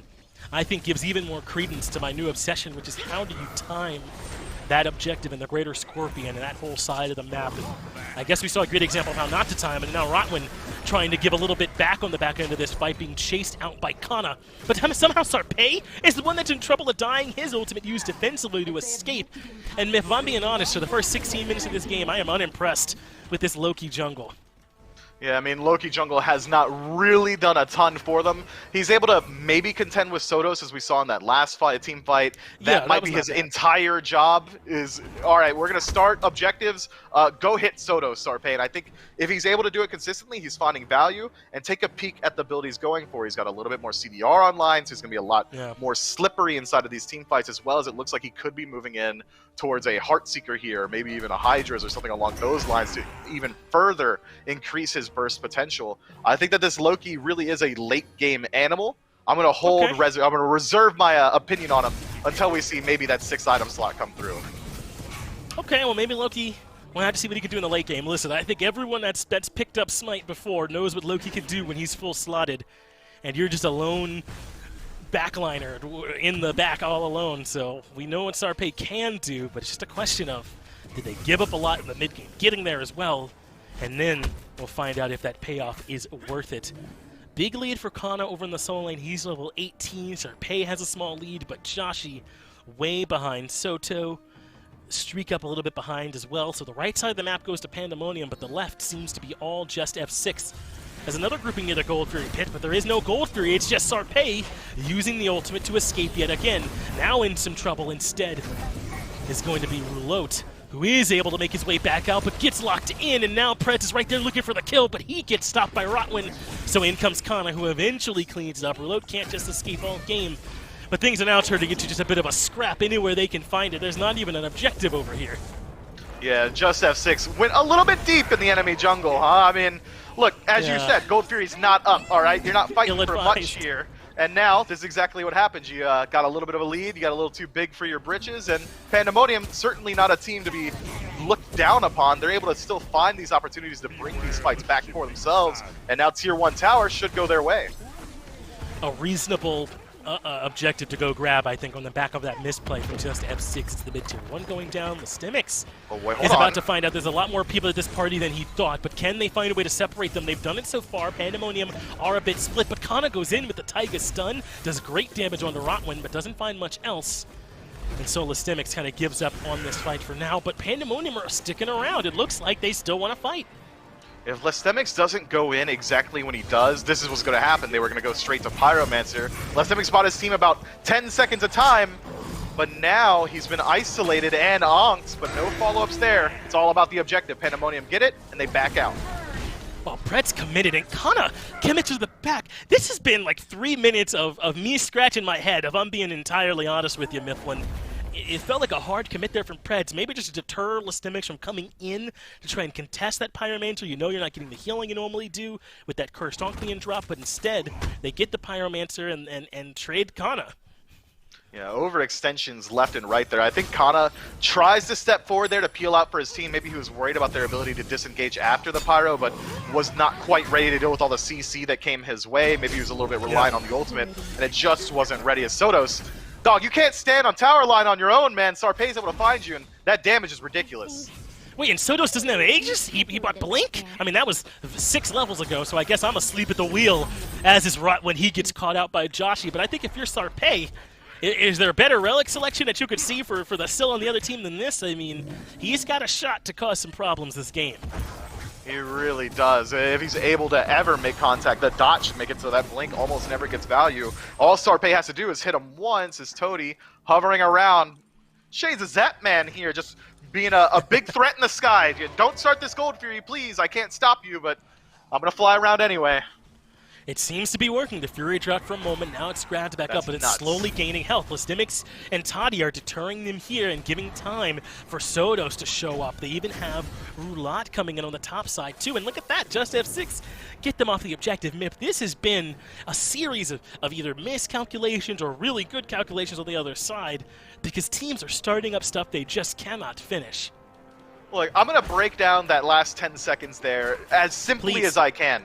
Toady flew over the Gold Fury, 4 enemies there, and they reset it by the pure sheer threat of an Apollo just hovering above them for about 5-6 seconds, which gave time for Lastemics to rotate in, and then they're still too scared to try and find that confirmation, maybe worried that that boulder would have been able to out-confirm their Baba Yaga. But it's hesitation, isn't it? I feel like Pandamonium really had an opportunity to just take the Gold Fury. It was under 30% when they reset it the first time. I mean, just throw an ability at it, man. And it makes sense, man. I mean, the SCC this year is stacked. Every team is a threat, and every game matters.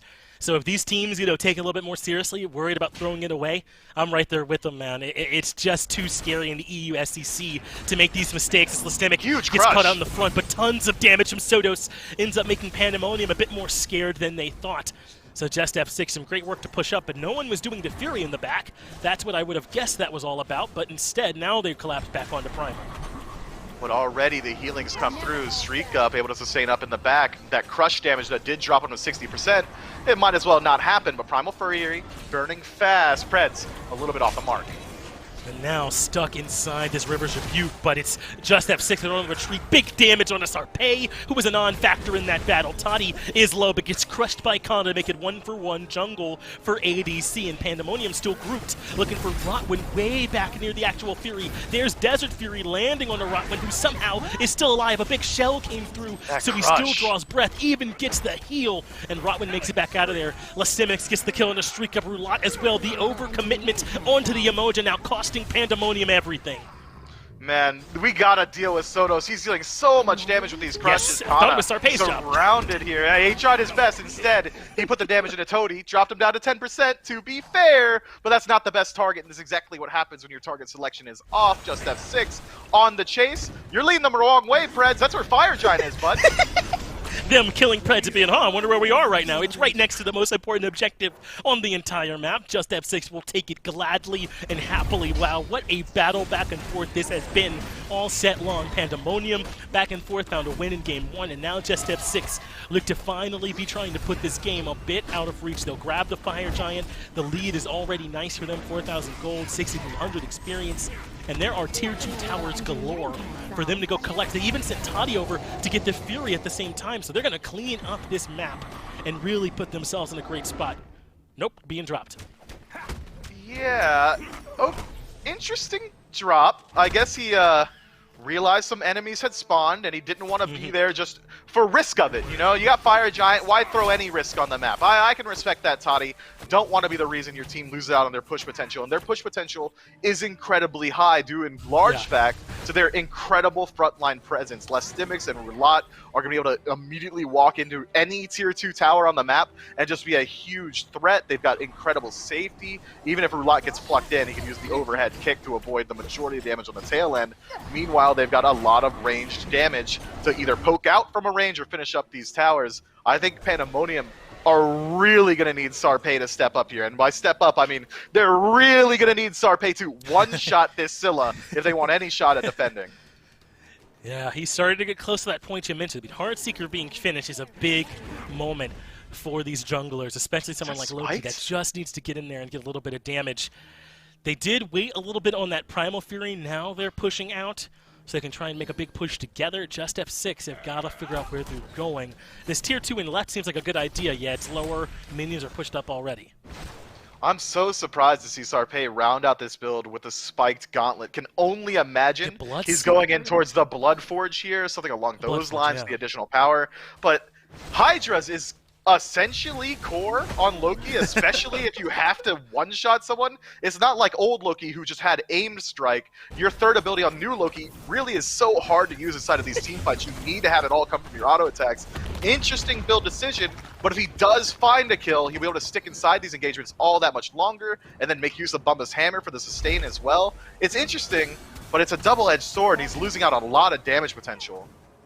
Yeah, I wonder how Sarpei is using that third ability. Is he canceling it relatively quickly? Yes. We got to see how he's playing it back there. No chance he can afford to sit around and just cut. He's got to get to some autos quick. And Sodos knows he's the target. No Aegis for him. It's just the beads to get away from that initial use of the ultimate. And in first is Lastemics. Gets the beads out from Streak Up basically for free. Great work from him. Wow, that value for 0 commitment himself. My man didn't even blink forward. He's still got that available. Streak Up has got to be shaking in his boots now. He knows he's the target. Everyone on JustF6 is going to be keeping their eyes on him. But it's interesting that they decided, the Order side team that is, to not split push whatsoever. That tier 2 tower in mid, with Rulot just sitting in the jungle, they might as well send him over and play it slow. Well, it's an all-in commit now from JustF6. They have moved on. Sodos has to be careful. He knows he's the target, but Sarpei is being pushed out. Great work from Rulot, who then blinks away over the wall. It's just these small engagements. I thought that was a hard commit from JustF6, but instead they're spacing it out and draining Pandamonium of their resources. Sarpei had to run. Just 1 beads left available to him. Pandamonium in a precarious situation here, and finally the bird taking some damage. Ult in from Sarpei. Not a ton of damage. He makes his way into the back, but as you said, doesn't get a lot done. Sodos didn't even have beads for that fight as Pred's in danger of falling. Sickening Strike does just enough healing to get him out of threat. But oh look, it's Fire Giant and it's Emoji healing. Rotwin and the boys can just heal up and do it again, Myth. Yeah, by the way, Hercules, he's got some healing himself. He's going to be back up to full expeditiously. Good job defending the Phoenix. Do it 6 more times. We're sustaining for days, and you don't have any relics this time around. So here's the next push from him. The Phoenix is low. Sarpei's ultimate's down. All their ultimates are down. This is exactly what Nice JustF6 have been waiting for patiently as the Pluck starts the fight off, but Streak Up does make his way back out. Phoenix still hasn't taken much more damage, but now the window is there. JustF6 move in. They take it cleanly. And Myth, I think it's hard to ask for a better Phoenix push, as they even get Kana on the back end. I thought they were looking for the retreat, but they didn't spread out their energy at all. It wasn't about the mid or right. They just deliberately and over time wore down that left Phoenix defense. Man, Lastemics don't miss. I mean, it's just facts at this point. The only thing he missed in that entire 2-minute siege of the left side Phoenix was a punch off of his own pool. That's the only thing. But he was burning beads consistently. Every single relic that went down on the side of Pandamonium, I think we can directly attribute to Lastemics' play on the field. This Hercules is the problem. Pandamonium doesn't have a great answer to him. Yeah, Pandamonium really struggling to find their way in now. I mean, we've kind of beaten Sarpei to death here at this point, but this experiment not quite showing the results I think they need when Lastemics can do whatever he wants on the front line, and then Sodos with Blink can just chill in the back line. Like, I don't think he used it at all in that last fight, really, maybe a little bit to reposition, but for the most part, he's just been kind of free and clear. They need a little bit more pressure on him and a way to deal with Lastemics once he moves in on that front line. Look at Sarpei. If he's able to catch Sodos here, look at him. Do it. Do the damage. That's exactly what you were looking for. Sarpei takes care of Sodos. There weren't the purification beads there, and he gets the clean kill. But now, can he make his escape? Yes, it looks like JustF6 kind of gave up on chasing him, and Sarpei finally shows us that he can, if all alone and Sodos has no relics, that he can kill him.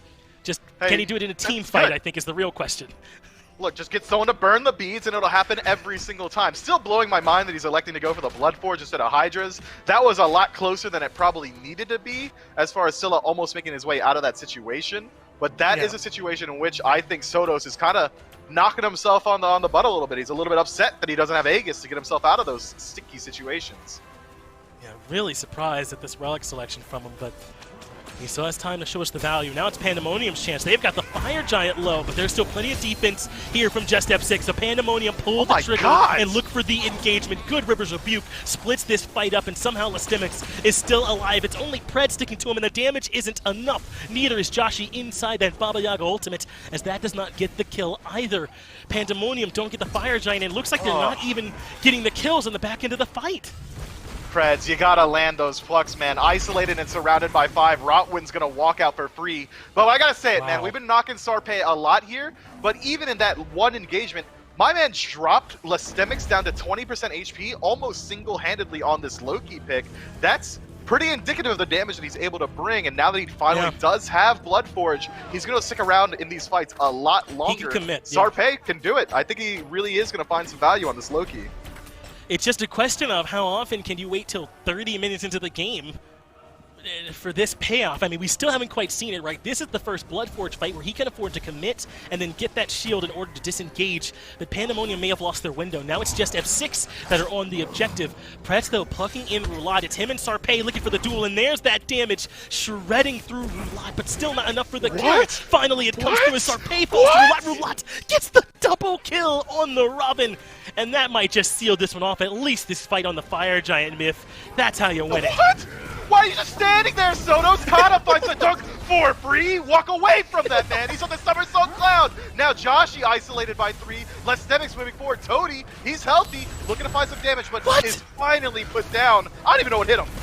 Now it's my turn to say what. I think it was the damage from Joshi that does it, because Streak Up gets a return kill. Myth, I thought the fight was over. I thought it was done when Roulade gets a double kill over there at the top of the fight. It should usually end it, but instead, Roulade moves on and goes to get a mid Phoenix. The left Phoenix falls too, so that's the reason the fight goes bad on Fire. He leaves off to get more objectives, and it's become complete pandemonium, complete craziness here at the end of the game. Look, it's not, I'm not going to say that's why the fight goes bad on Fire. Roulade won a 2v1. He got more value than he's allowed to, and then he goes and plays the map better. The Pandemonium throw it, or not Pandem, both of them do make a couple of misplays there, but JustF6 throw that lead by the kind of asleep at the wheel play from Sotos. My man just got decimated by a Sun Wukong absolutely for free. But at the end of the day, JustF6 do come out with a very nice lead for themselves. Not only do they take away that mid Phoenix, but they take away that left Phoenix yet again. Those are the hardest to defend once you're on top of the Fire Giants. So Pandemonium, yeah, they pull it. They got to do this quick, though, right? I mean, they've got a base to defend. They can't really take this fight out here either if all of JustF6 show up. But in comes Toady. He is trying to blow all of this up as the Fire Giant gets lower and lower. He goes to the back line looking for Streak Up, whose Aegis keeps him alive for the moment. Jump reposition, but Lestemix gets the last bit of damage necessary for the kill. But Toddy falls as well. Fire Giant lays forgotten as instead these teams look for the scrap. All-out roulette is the initial target, and Kana gets himself a double as Pandemonium somehow are right back into this game when it looked like all hope was lost. Sotos, though, gets a double kill. He blows up 2, but Sarpe gets the trade, and now with just 2 members standing on each side. Myth, I mean, we might be looking down the barrel of a reset here. They might just look to stop these backs because the minion waves have already worked their way in, and that is a stacked wave indeed. Good shot from Doug on the cameraman. Joshi finally makes it back to base, but Preds, if he falls here, that could still result in game. Wow, so much damage on the Titan from these minions. Oh, they're walking in! Pandemonium makes it back to defend, but you're right, they know there's not that much damage needed left to finish, so Rodwin and Lestemix are walking in on their own. Preds uses the pluck. That's his attempt to try and stop this damage from coming through, but the Titan is too low, and there it is. JustF6 through brute force and sheer willpower finally bring this game to an end. It's so hard to analyze a match like that because there were potentially 15 individual isolated moments that completely changed the pace of the game. It's not often that individual play is able to change a match on its own, but often in these team fights it comes down to one player. Sometimes it's Sarpe finding that pick. Sometimes it's Lestemix finding 2v1s for free. Sometimes it's Fire Giant steals and Gold Fury steals. These guys, both teams, need to clean up these team fights, man. That was crazy. What a hectic, high-energy game, though. Back and forth, and now we have our first game 3 of the day on the cards. It's hard not to get geeked up about it here, Myth. We've got it coming on the other side of this break.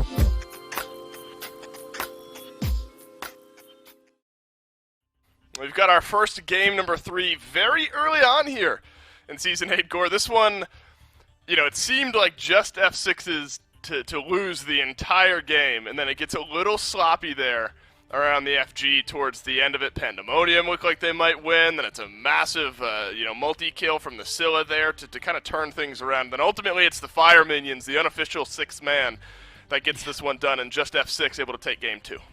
That's where that pressure comes in, right? If you can control the map up to the point where you have 2 Phoenixes down pretty consistently, the map's going to start playing in your favor. There's that fight just before the Fire Minions really start breaking down. Looks like it's going to go pretty even. Each side loses pretty much all of the carries. I think Baba Yaga is alive on one side, and then the 2 frontline are alive there for JustF6. And that's what ends up making the difference for them. But early on, it was really just kind of the roulette show. Again, between him and Lestimix, I don't know these players competitively prior to this year and to this game, realistically, and they are playing lights out so far, and I really enjoy what we're seeing out of them because the other 3 already had that competitive history together, showing that they can bounce together. Specifically, that Roulette is really solid in the jungle and dependable over there, and that Lestimix has a really good presence from the solo lane, has set this team up. But it's actually this fight, this 28-minute fight. You can see we're watching it from Rotwin, but Pandamonium engaged on this fight. Healing. And you should watch how literally no one died there. That was the biggest thing. 28 minutes in around that Fire Giant, not getting a single kill on the side of Pandamonium. I mean, that was just the final nail in the coffin. It felt like there was no coming back from that. They still made it interesting for the next few minutes, but that felt like the one where if they win that fight, they win the game. There's some great highlights here, actually, from JustF6's point of view. You have to imagine, I think you're spot on there, Gore. If that 28-minute fight even results in just a couple of kills for Pandamonium, even if they don't walk down the Titan in that moment, they get FG, and then it kind of snowballs out of control. Just that sustain and the ability to disengage from JustF6. That was a lot of what we talked about in the pregame was, can JustF6 get away from the engage and the dive that Pandamonium have? Well, that 28-minute fight is a perfect example of how if JustF6 aren't the ones who start the fight, they have the ability to disengage should they want to. 22,000 damage from the Scylla. 26k, I mean, it's a late game Baba Yaga there, so not surprising to see that from Joshi. So another data point of a good game for this Baba Yaga early on here in Season 8. But continued high damage numbers. I mean, this is nothing new, of course, from these solo laners. Season 7 was rife with high damage numbers from the solo laners, but Gore, there's just this trend here where these warriors, and whether it's Athena in the solo lane, whoever it may be, these solo laners are just feeling like they're able to put out so much pressure. Now we've got a Hercules in the solo lane here in our what is this, our 4th game of the SCC so far this year. And it looked good. Solo lane's going to be a fun one to watch. The higher the level of play, typically that's when like the shift, the dynamic comes forward. I think this is true realistically for all levels of play, but when you are in the lower levels, people don't want to play support. But when you get to Pro League play, like your frontliners are literally the ones that will make or break it, right? You can have a good carry game. You can, from the jungle, from mid, or from the carry role, have a big enough impact that you could win the game even if they aren't having the best performance. But if your frontline are playing the way that we've seen some of these solo laners playing today, or some of the way we've seen these tanks playing today, then you are going to have a swell time and a pretty easy time, I think, making sure you find that win. And so far, that's what we've been seeing. I think, honestly, solo lane is more dynamic right now than we got to see a lot of last year. Even though they were just as important last year, I think the fact that we're seeing a lot of this volatility, right, different picks that are coming through, but how important their performance is in terms of being able to win the game has been crucial for a lot of these games, even though last year it felt like it was kind of a sustain until late game, then do your thing. Now, what matters is the first 10 minutes. If you aren't getting ahead, then you're falling behind. That's a great point, Core. I mean, it felt like so much of solo lane last year was let's chill and then hope we can rotate into some of the fights. Let's see if some of that volatility continues in picks and bans for game number 3. And Gore, in an EU region, I mean, this is way early on. We got so many games to play here in this phase of the SCC. But when we've seen teams earlier on today, Elysium maybe that team to chase here in this region, these game 3s, these kind of middle-of-the-pack teams that are fighting for these wins, remember, it's top 2. That's important. So already the pressure's got to be on. You know, there's not enough games where if you sink into a bit of a hole here, you lose a lot of these early phase games in the SCC. It's difficult to climb back out of that towards the end to get yourself into the playoffs. But let's catch back up with some of the bans that we've seen so far. Ratatosker, that's a mainstay here so far. Seen a couple of picks and a couple of bans. Tyr, one game where he just kind of dominated but wasn't able to bring things around with the rest of his team behind him. And now we do end up seeing a Yamoja ban. So one of the consistencies from Season 7 onto Season 8, this god is good. And if you're not going to pick her, you probably should ban her, or if you can't play her, you probably should ban her. The big question, though, is, Gore, I think, where do we see Loki there after game number 1? I mean, we saw a couple deletions throughout that game, so obviously has the ability to do so. Are you worried about him in a pick ban sense? I'm not stressed after that game. Like, there were definitely moments, and again, Pandamonium, if there's a moment slightly earlier in that game where he does get that delete button online, I think that last fight he was able to get rid of Scylla pretty much instantaneously, but the fight right before that, we didn't get to see that. If you are doing it consistently enough, it's a threat, and it's something that needs to be dealt with. If it's happening as inconsistently as that did throughout that game, you're not really that worried about it. I mean, for the most part, I was looking at it and I was like, yeah, he's had some impact, but it's not been enough that, at least for me, to ban it away or to even try to pick it away. You just want to let that one lay down. The fact that they get Guan Yu on the side of Pandamonium, though, that will change a lot. He has a lot of pressure that comes with him. Again, the in-combat healing is going to be helpful. But even last year, yeah, in-combat healing was nice for him. That's not always where you're looking at. His setup is really, really solid. Talu Assault, the protection shred, is going to be really, really helpful, not just in dealing with the tanks, but now dealing with this Chang'e on the other side, making sure you can kill off those high-priority targets a little bit faster. Well, Gory does a bit of everything, right? I mean, especially in a lane where we're now talking here in Season 8, at least from what we've seen, you're not just passively playing for the team fight phase in the solo lane anymore. There is pressure being put on that side of the map, and that pressure has been able to snowball games, at least from what we've seen so far. So having a character in Guan Yu that can effectively do a little bit of everything absolutely feels good. He's been banned out a little bit, so we'll get a look at how Guan Yu looks in Season 8. Here in game number 3, Chang'e gets picked up. I think that's worth a mention here, Gore, but Hercules yet again. Hercules in game 2 sort of just took things over. I'm surprised that it gets through here again into game number 3, so you got to have high expectations for this pick. Yeah, looked really, really solid last game. I think we'll do just as well so far. Up against Guan Yu, that's going to be a different laning phase, though, and that's where I think, again, a lot of the things change. Pandamonium didn't quite have the same game 2 Sun Wukong that they did in game 1, and so maybe this change up to Guan Yu will be helpful, but between him and Chang'e, they've both been banned pretty consistently so far. I'm excited to see what Chang'e can do, because she's not, like, she does pretty decent damage. She does pretty okay setup. She has, like, a very much, I would argue, maybe the Agni of healers, right? Like, she does everything pretty all right. Above average, I would even go beyond to say. I think she can absolutely decimate you, and if you build her properly, she can do way more damage than you expect. But at the same time, she wasn't picked for a lot of last year. She started showing up in the EU SCC a lot. That kind of shifted, and we started seeing her all around the scene a little bit, but what she can do from that mid lane really will set the dynamic for your team. Agreed. The Scylla versus Chang'e matchup is going to be so important in shifting the tides of this game. JustF6, I mean, remember, in game number 2, Scylla was massive in giving JustF6 an advantage in that big burst damage, and even saved the game there towards the end, and it maybe won the game with the big multi-kill from that Scylla. So Pandamonium getting the Scylla, I think, is massive boon for their efforts going into game number 3. I wondered, Gore, where this Danzaburo would fall. For a while there, this god was running rampant in casuals and ranked and just felt so good to play and bad to play against. Wondered where he might fall, and 9th and maybe 10th pick here is where he ends up coming out in game number 3. I'm honestly a little surprised to see him be as, I want to say, low priority as he was. I think Anher and Apollo have been dominating so far. Like, that's what we've seen a lot of today. But I think Danzaburo belongs up there. I mean, you go, like, open up Zapman stream, open up Barracuda stream. Like, you're going to watch them and see them playing Danzaburo. He definitely has a place. I think it's just trying to find that home in comparison to some of the other carries. And it's one of those roles that if you have someone like Apollo and Anher, both of them can carry a game on their own. Danzaburo can do that, but maybe not at the same extent. Maybe you're relying on, I mean, Apollo, come on, you've got a nice global ultimate that can get you across the map, and you're carrying everything. Same thing for the Chernobog we saw earlier today. It makes sense that they're taking a little bit of priority because the map is so big, but I think Danzaburo has a good place here. Alongside the Nemesis with the kind of setup that Cerberus and Guan Yu are going to give, I think he's going to look pretty solid.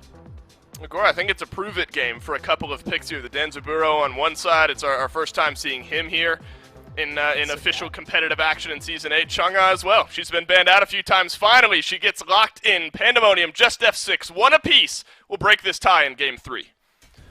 Thank you once more on the desk. Still finishing Myth here as they moving to Pandamonium versus JustF6. This well-deserved Game 3 in what has been a back-and-forth set, man. Like, hard to call every step of it, so still just as hazy as it was back then. And they mentioned some of those picks that feel like maybe they got to defend themselves, the Chang'e, the Danzo, that to prove their worth. But I feel the same way about this Cirquette here for Roulat. I mean, I feel like we don't see this pick a ton anymore, though she certainly can still be strong. Where do you fall on Cirquette overall, and what do you want to see from Roulat? Well, really, the only experience I've had with Cirquette in Season 8 is religiously watching every single Lasbra stream. And he makes it look really good, but Lasbra's just kind of like the GOAT, so maybe Roulat does have to prove the value of this pick in of itself. But as far as question marks across the board, I don't think we should be questioning Sotos' Chongo or even Streak Up Stanza Burrow. These are both picks that I think fit very well with what they're trying to do in Season 8. Streak Up on the Stanza Burrow should be very safe in lane and has the potential to actually win trades up against this Apollo, which is pretty difficult to do unless your name is on her, as well as Sotos on this Chang'e being one of the few gods that really doesn't get affected too much by that out-of-combat healing nerf that's come through in Season 8. Yeah, and just now I fell to my knees and begged you and Aggro to explain why I'm forced to play against and watch so much Chang'e. And you enlightened me, man. It's this Blink ult combination that's been so strong from her, and obviously still has value as a healer, and things like this could get pressure in lane early on. I mean, especially against Scylla. So Chang'e is just here to stay, I think, for a while, as long as she's able to find that value. So I think you got a point. Maybe we don't have to worry so much about these picks earning their place as we do seeing how they can execute in a set that's been really, really fun and action-heavy, but a little hectic to start the phase. You know, these teams haven't settled just yet. Man, my open letter to Sotos, headline, why do you hate Conduit Gem, bro? There's so much damage potential on Chang'e. It's one of the main reasons that blink-in one-shot strategy works, as Roulat uses all of his mobility during the wave and loses his life for it. Mannequin Scepters, that what stepped up for Sarpé just now, but he gets the dub. And listen, this is an item that we've seen a lot of people talk about, how sometimes it can feel too strong. It is a lot that you're risking because this item feels bad late and mid, but early game, it's so much pressure. It's such a huge sacrifice that Sarpé makes throughout the early, not only to the fact that it's going to really fall off come mid-game, but also he's losing out on sustain through the jungle. He doesn't have any way to farm up really that easily, so getting that first blood essentially pays off that trade immediately. He can say to himself, all right, Mannequins was a good decision, and he's just right because he's able to find that kill. A huge first blood for him, as now we're seeing some Danzo value. Yeah, you can't avoid all that damage. It's everywhere, and there's a lot of it. Even picking up the coins there is Preds as they get a little bit of duo pressure here. And now, blinking in, not letting him back for free. Finds the stun, but there just wasn't the follow-up streak up. You gotta believe. But there's just no way for Danzo to close the gap that quick, so they can't quite get the kill. Man, Danzaburo is such a tilting god to play against. Oh, he hit me. Yes. The damage wasn't a reward enough. I guess he's also going to make money off of it. And he's going to pull ahead pretty naturally that way.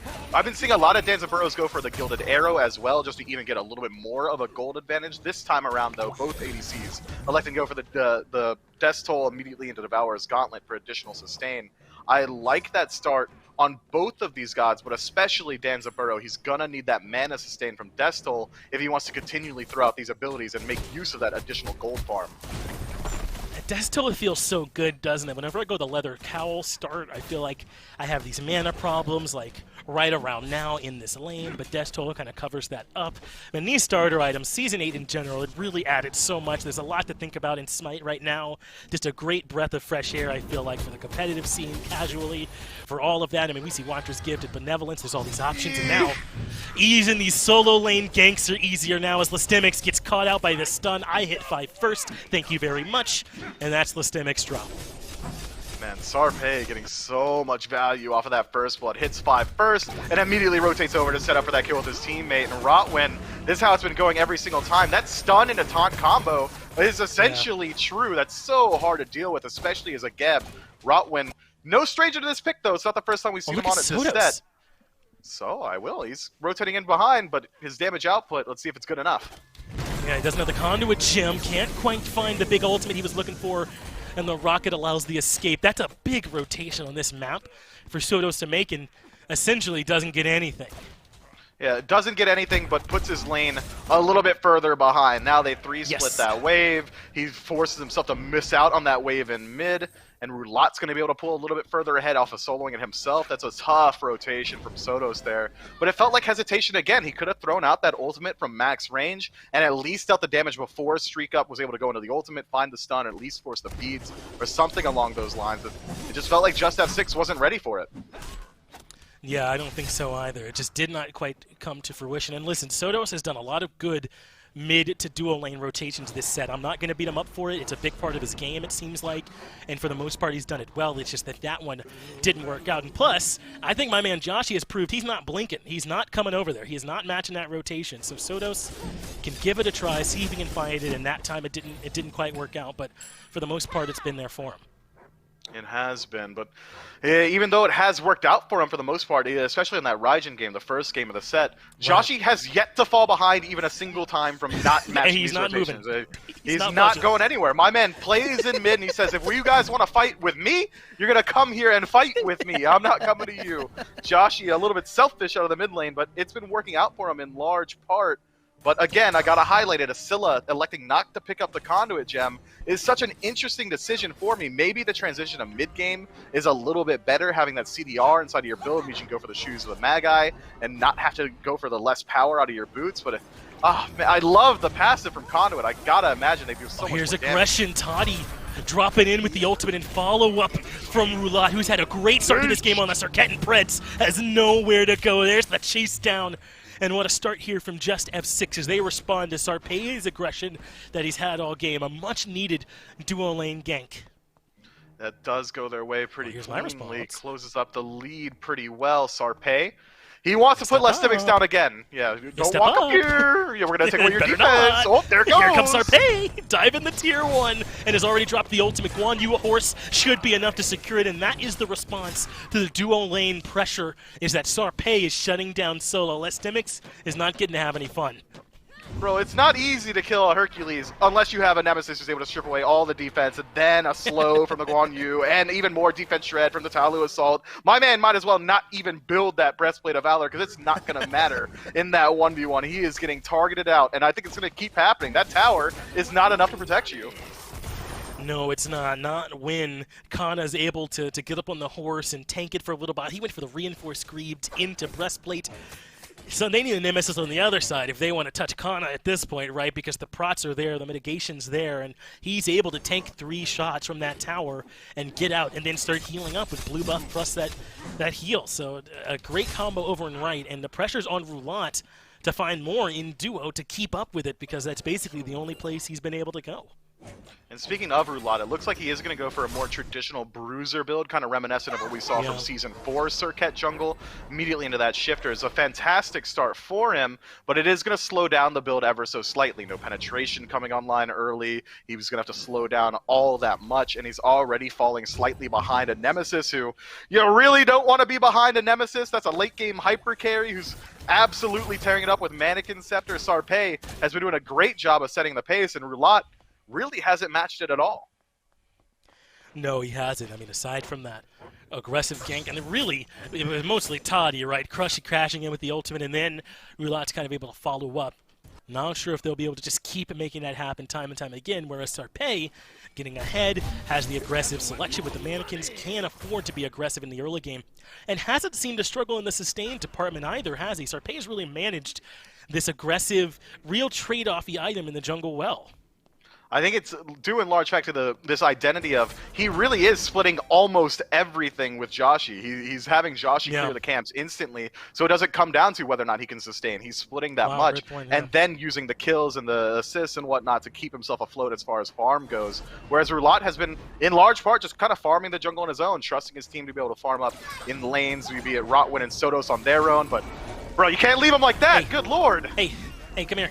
I'm Nemesis, and I'm looking to hurt. I got mannequins. Even I'm a monster was there. But great work from Rotwin to make sure he kept his mid laner alive. I think Rotwin has quietly been having a great set here so far, as now Sarpei is in the wrong part of town, walks into the control, and Roulade gets the much-needed answer. That is so punishing for a Mannequin Scepter Nemesis to stop her like that in the jungle.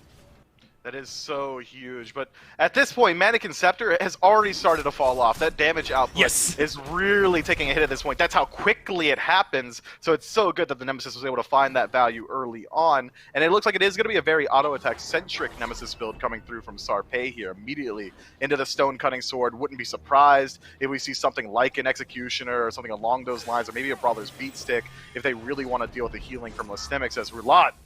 But that's 50% of your HP bar, and don't you forget about it. Trades it for the Purification Beads from Joshi, who has to use that to get some damage out in trade. So this is getting really, really interesting. This has been such a close set. It's been so back and forth. So yes, Pandamonium got off to a good start with Sarpei, pressuring solo. But JustF6 bounced back with Roulette kind of, not quite to the mid-game yet, certainly still early game, but kind of hitting his stride. Now he's got the boots and the shifter shield finished, and he's been able to find some pressure. So certainly Sarpei's done well, but he hasn't gotten out of the woods yet, as now he's looking for Sodos, and the damage is absolutely crazy. Executed nearly flawlessly by Sarpei, and Sodos never even hit 2. I don't know if my man had already used it, but it did not come into play there.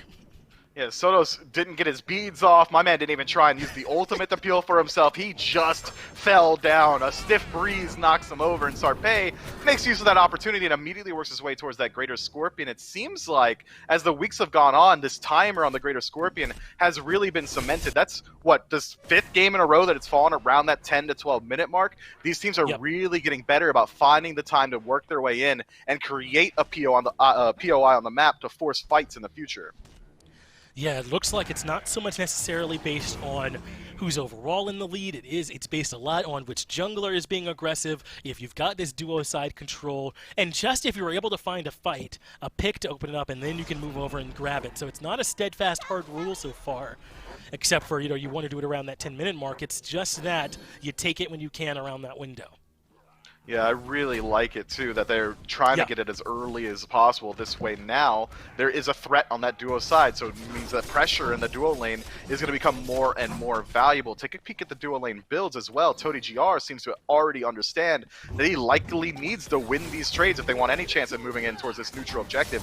Seems to be an Ichabale getting built up.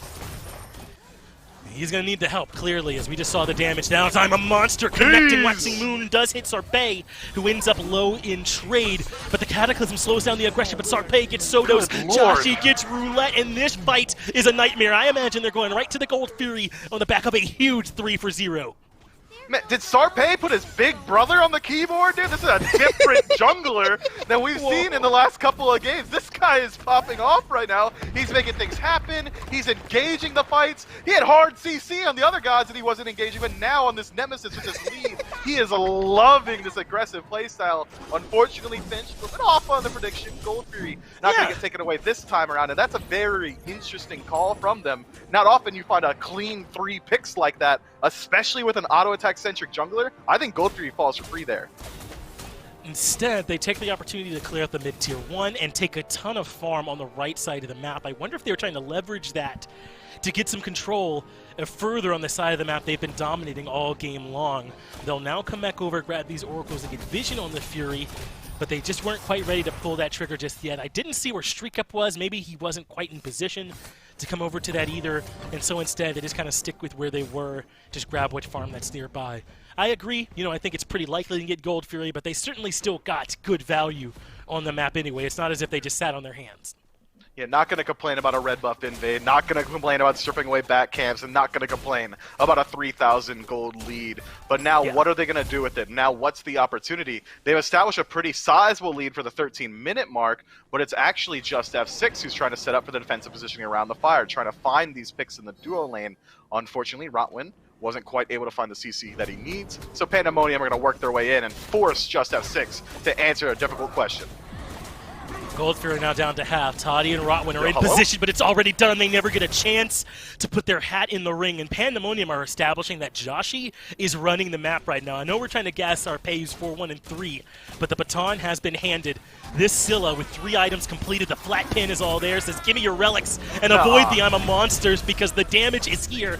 Wish he'd held it for the setup. Would have looked nice there, but they get Toddy anyway as Preds comes on the backside. Joshi has the damage. Doesn't even let Cataclysm find the value. And we go where Joshi goes. Yeah, I guess Joshy finally rotates over to Duo, says, all right, guys, if I have to, and it just works. Tier 2 tower gonna fall pretty easily as well. 14 Kana minutes late, making by a the way. rotation in, yeah. This is a very different game. I was expecting a very close match in this third one, especially considering how the last couple of games have gone, but Pandamonium seem to have really found their stride in the third one. Already, this gold lead is starting to balloon out of control. We're approaching 6,000 at the 14-minute mark. That's coffins. Again, I'm not sure if you're going to always be able to find a solo kill at the tier 1 in mid on the mid laner with Mannequin's Nemesis, but it worked this game, right? And that's what kind of was the catalyst for them starting off this aggressive game this way. I mean, a lot of the kills for JustF6 came on their only purple buff defense where Toddy and Roulette dropped in together. It's been all Pandamonium the rest of the game so far. And so I'm not sure that they can always make the same strategy work going forward, but it sure worked here. And I love that they're showing us that they're willing to get aggressive on the back of it, that they're willing to ride this wave, so to speak, and keep up that momentum. It's been great so far this game. Look at Sarpei's build, man. He goes into the Icavale as well, says, all right, I'll 1v1 or maybe 2v1 anyone who steps up to me. This Nemesis clearly does not respect the opposition. There are a lot better utility items that you could go for. Nobody's fighting him. This guy is just winning engagements, and now it's up to JustF6 to find where they want to dig their heels in. Where do they want to throw up a defense, or maybe they go for like a Hail Mary play around this Pyromancer, because something has to change. Something has to give, because this bleeding is fast. They got to put a bandage on it somewhere. I'm thinking so, right? And it's got to come in the form, I think, of mitigating what Joshy and Sarpei have been doing. But how do you stop it? I mean, do you want to be the body that jumps in front of the freight train that is Joshy right now? There's just no chance it's me trying to be the body that gets in those gears and clogs it up. No chance. So they got to find some kind of way to get in there and slow it down, but just don't seem like a lot of great opportunities. As you said, maybe on one of these objectives, you can catch Pandamonium over committing and then look for a return kill, but I think that at the top of your list has got to be a way to deal with this Scylla, who is elected to buy an Aegis. You know, I like seeing that as opposed to the blink that leaves him vulnerable. It's going to be harder and harder as Pandamonium are collapsing. I like this Toddy leaving his support for dead in the jungle. No man left behind except for Rotwin. We leave him behind. Yeah, cannot believe that they're playing that far up there. Rotwin right? just goes down for free, rolls out into an enemy. Pretty sure he loses that 2v1, by the way. Absolutely crazy scenario. But as you were saying, Finch, whose job is it to deal with Joshy? It's probably Roulette.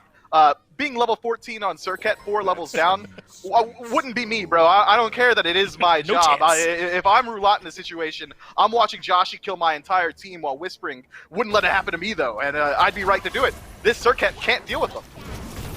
Well, look at this. Sodos is going to come up from the backside, and they're sending Listemics up from the top of the Fire Giant, secured by Pandamonium all the same. Sodos still hasn't pulled the trigger, and that's left Listemics in trouble on the front side. In fact, Sodos is leaving. It's a lot of men left behind, and I think it's the right call. There's no good fight for JustF6 anywhere on the map right now. No need to give them 2 kills. I think just escape if you can.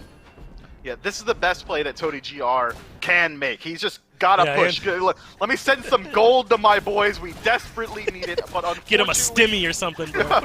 It comes at a cost, though. Tier 2 in mid, that's going down. Gold Fury spawning in a minute, probably gonna go down as well. Pandamonium, complete control of the map. 10,000 gold lead, 17 minutes in. Fire Giant on 5. Anything that could have gone wrong has gone wrong for JustF6. Yeah, Pandamonium are looking real Elysium right now, aren't they? With the way that this game number 3 is going and how dominant it has been. And that's without Streak Up really being involved at all. Once they start getting this Danzo into the equation to go alongside Sarpei and Kana and Joshy, who have been nigh unstoppable, things are going to get really tough for JustF6. We're already staring down the barrel of a 9k gold lead. But Myth, we're coming up to this Phoenix defense, and that's where JustF6 can kind of maybe, you know, dig in a little bit, can try and find a way to set up a defense and force Pandamonium to overcommit into that 6th man that is that Phoenix, and maybe that'll give him a chance to try and stem this bleeding. In my but it's Sarpei, say hello. Oh, yeah. Maybe don't take this fight. He's got Icavale, by the way. He hits harder than you. Don't fight him. Wait, Toddy, ult! Get out of here, Toddy! Wait, leave! No chance. My man's done, dude. He needed to run, hit the eject button, escape, but there was no option. I think if my man escapes there, Sarpei just happily takes those free autos and maybe even kills him before he leaves the ground. So now, the Phoenix defense hampered. Man, In my first week as a caster, Finch, I was told by Hindu Man, our glorious leader, to not speak definitively. I'm going to do it right here. JustF6, we need Sotos to hit an actual 4-man ultimate, which is immediately followed up by a 4-man Geb ultimate, and Poison's got to spread from Roulat. That's the only way we stop these pushes, because Mid Phoenix, it's gone. Tony GR, still dead, and 5 members barreling down the left side. It's only less Demix on the defense.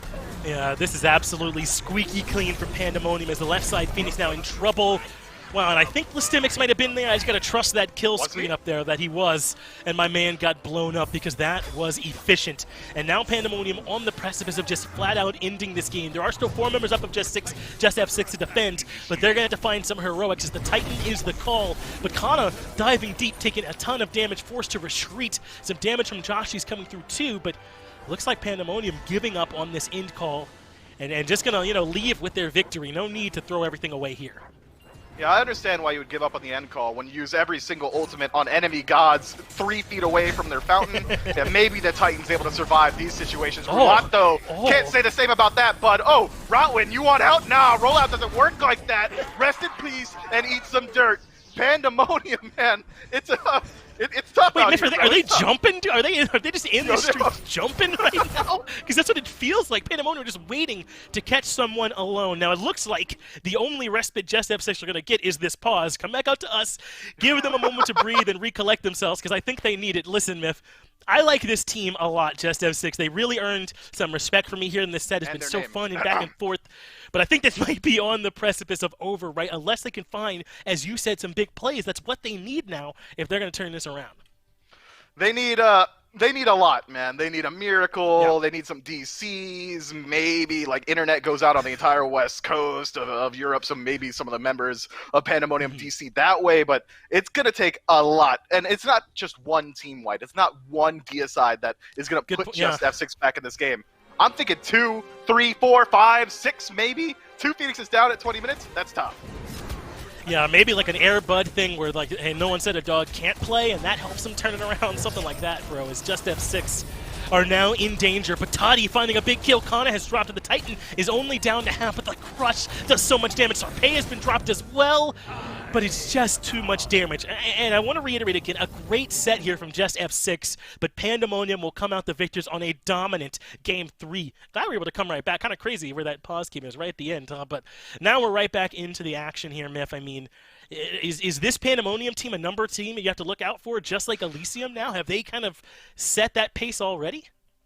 I think that we got to evaluate the whole set, right? The first 2 games, Pandemonium certainly show that they have some things that they need to work on. How often, as you highlighted earlier, you're going to be reliant on your Manic Conceptor Nemesis to find First Blood on the legitimate first wave of the game to establish a lead across the map.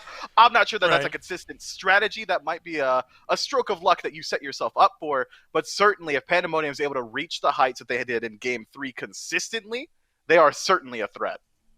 It was a dominant Game 3. Can they find a way to bottle that magic? We've got the whole SCC to find out. It'll be a break, then we'll get back over to the desk to break it down.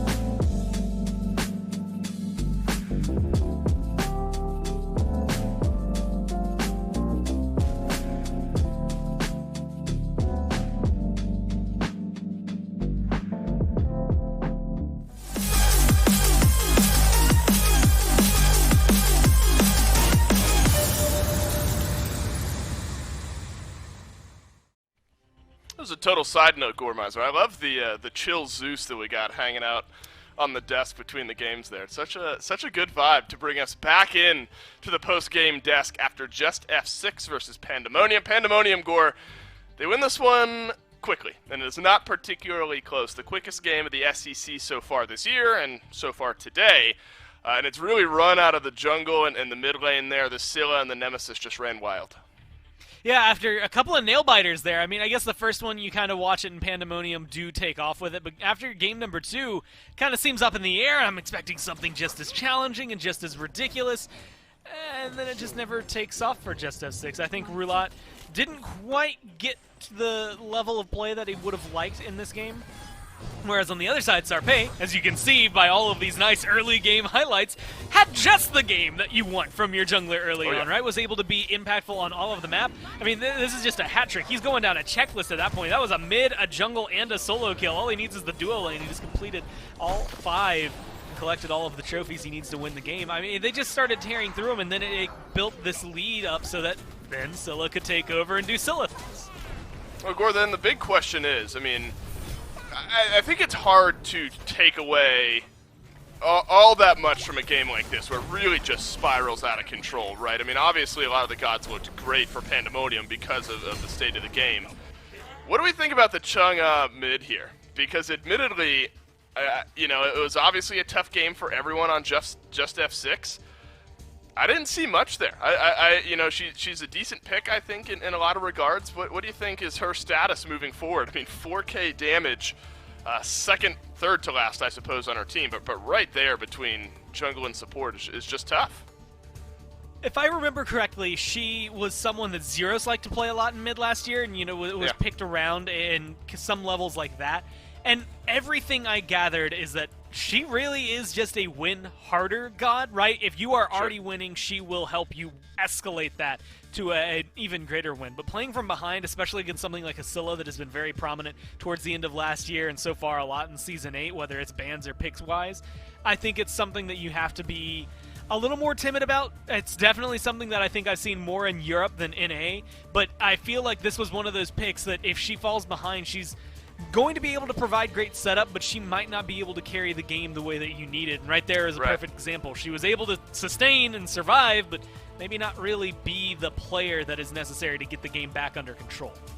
She's kind of a situation sponge, I suppose. Whatever the game is doing around her, sometimes maybe that's the way she operates. That is 2 out of 3 games done for today, with Elysium and Pandemonium both grabbing a win in our first and second set of the day. Snake Hunters versus Accounting Department will round out our day here and round out EU for the week, and then North America tomorrow starting at 11 a.m. Eastern time, so make sure you tune in tomorrow yet again for more SCC action. Gore, I think big takeaway though, 2 out of 3 games, or 2 out of 3 sets, excuse me, 5 total games so far in EU here in the SCC. This pace of play has picked up. Right, I mean, these EU teams would go on for forever. You'd get a couple of kills, 20, 30 minutes in, finally the game would end. We are scorching as far as speed goes so far here, this year at least, in the EU SCC. Yeah, knock on wood that it stays this way. I mean, it's not often that you get to 30 minutes and the kills are 1-1 because of the farm, and if it was, you almost had a 100% chance that it was going to be Europe. So hopefully they can keep this up. Mainly because I think this dictates a better control on the game more than anything, right? Yeah. You look at all of the successful teams. I mean, even in the Pro League, sometimes you'll have a 20-minute game, right? Just because one team figured out what they were going to do and they got it done a little bit quicker. Yes, sometimes they go 60 minutes. Late game plays definitely are worthwhile. But never are the kill counters on some of those 60-minute games very low, right? You have to be in the action. You have to be willing to make some of those sacrifices, and I think that fact that we're seeing that come through with Europe is definitely a good style change. Gore, you and I are going to get another bit of data on whether or not that pace continues. You and I are going to jump over to the caster seat. We'll take a quick break, and when we come back, our third and final set of the day.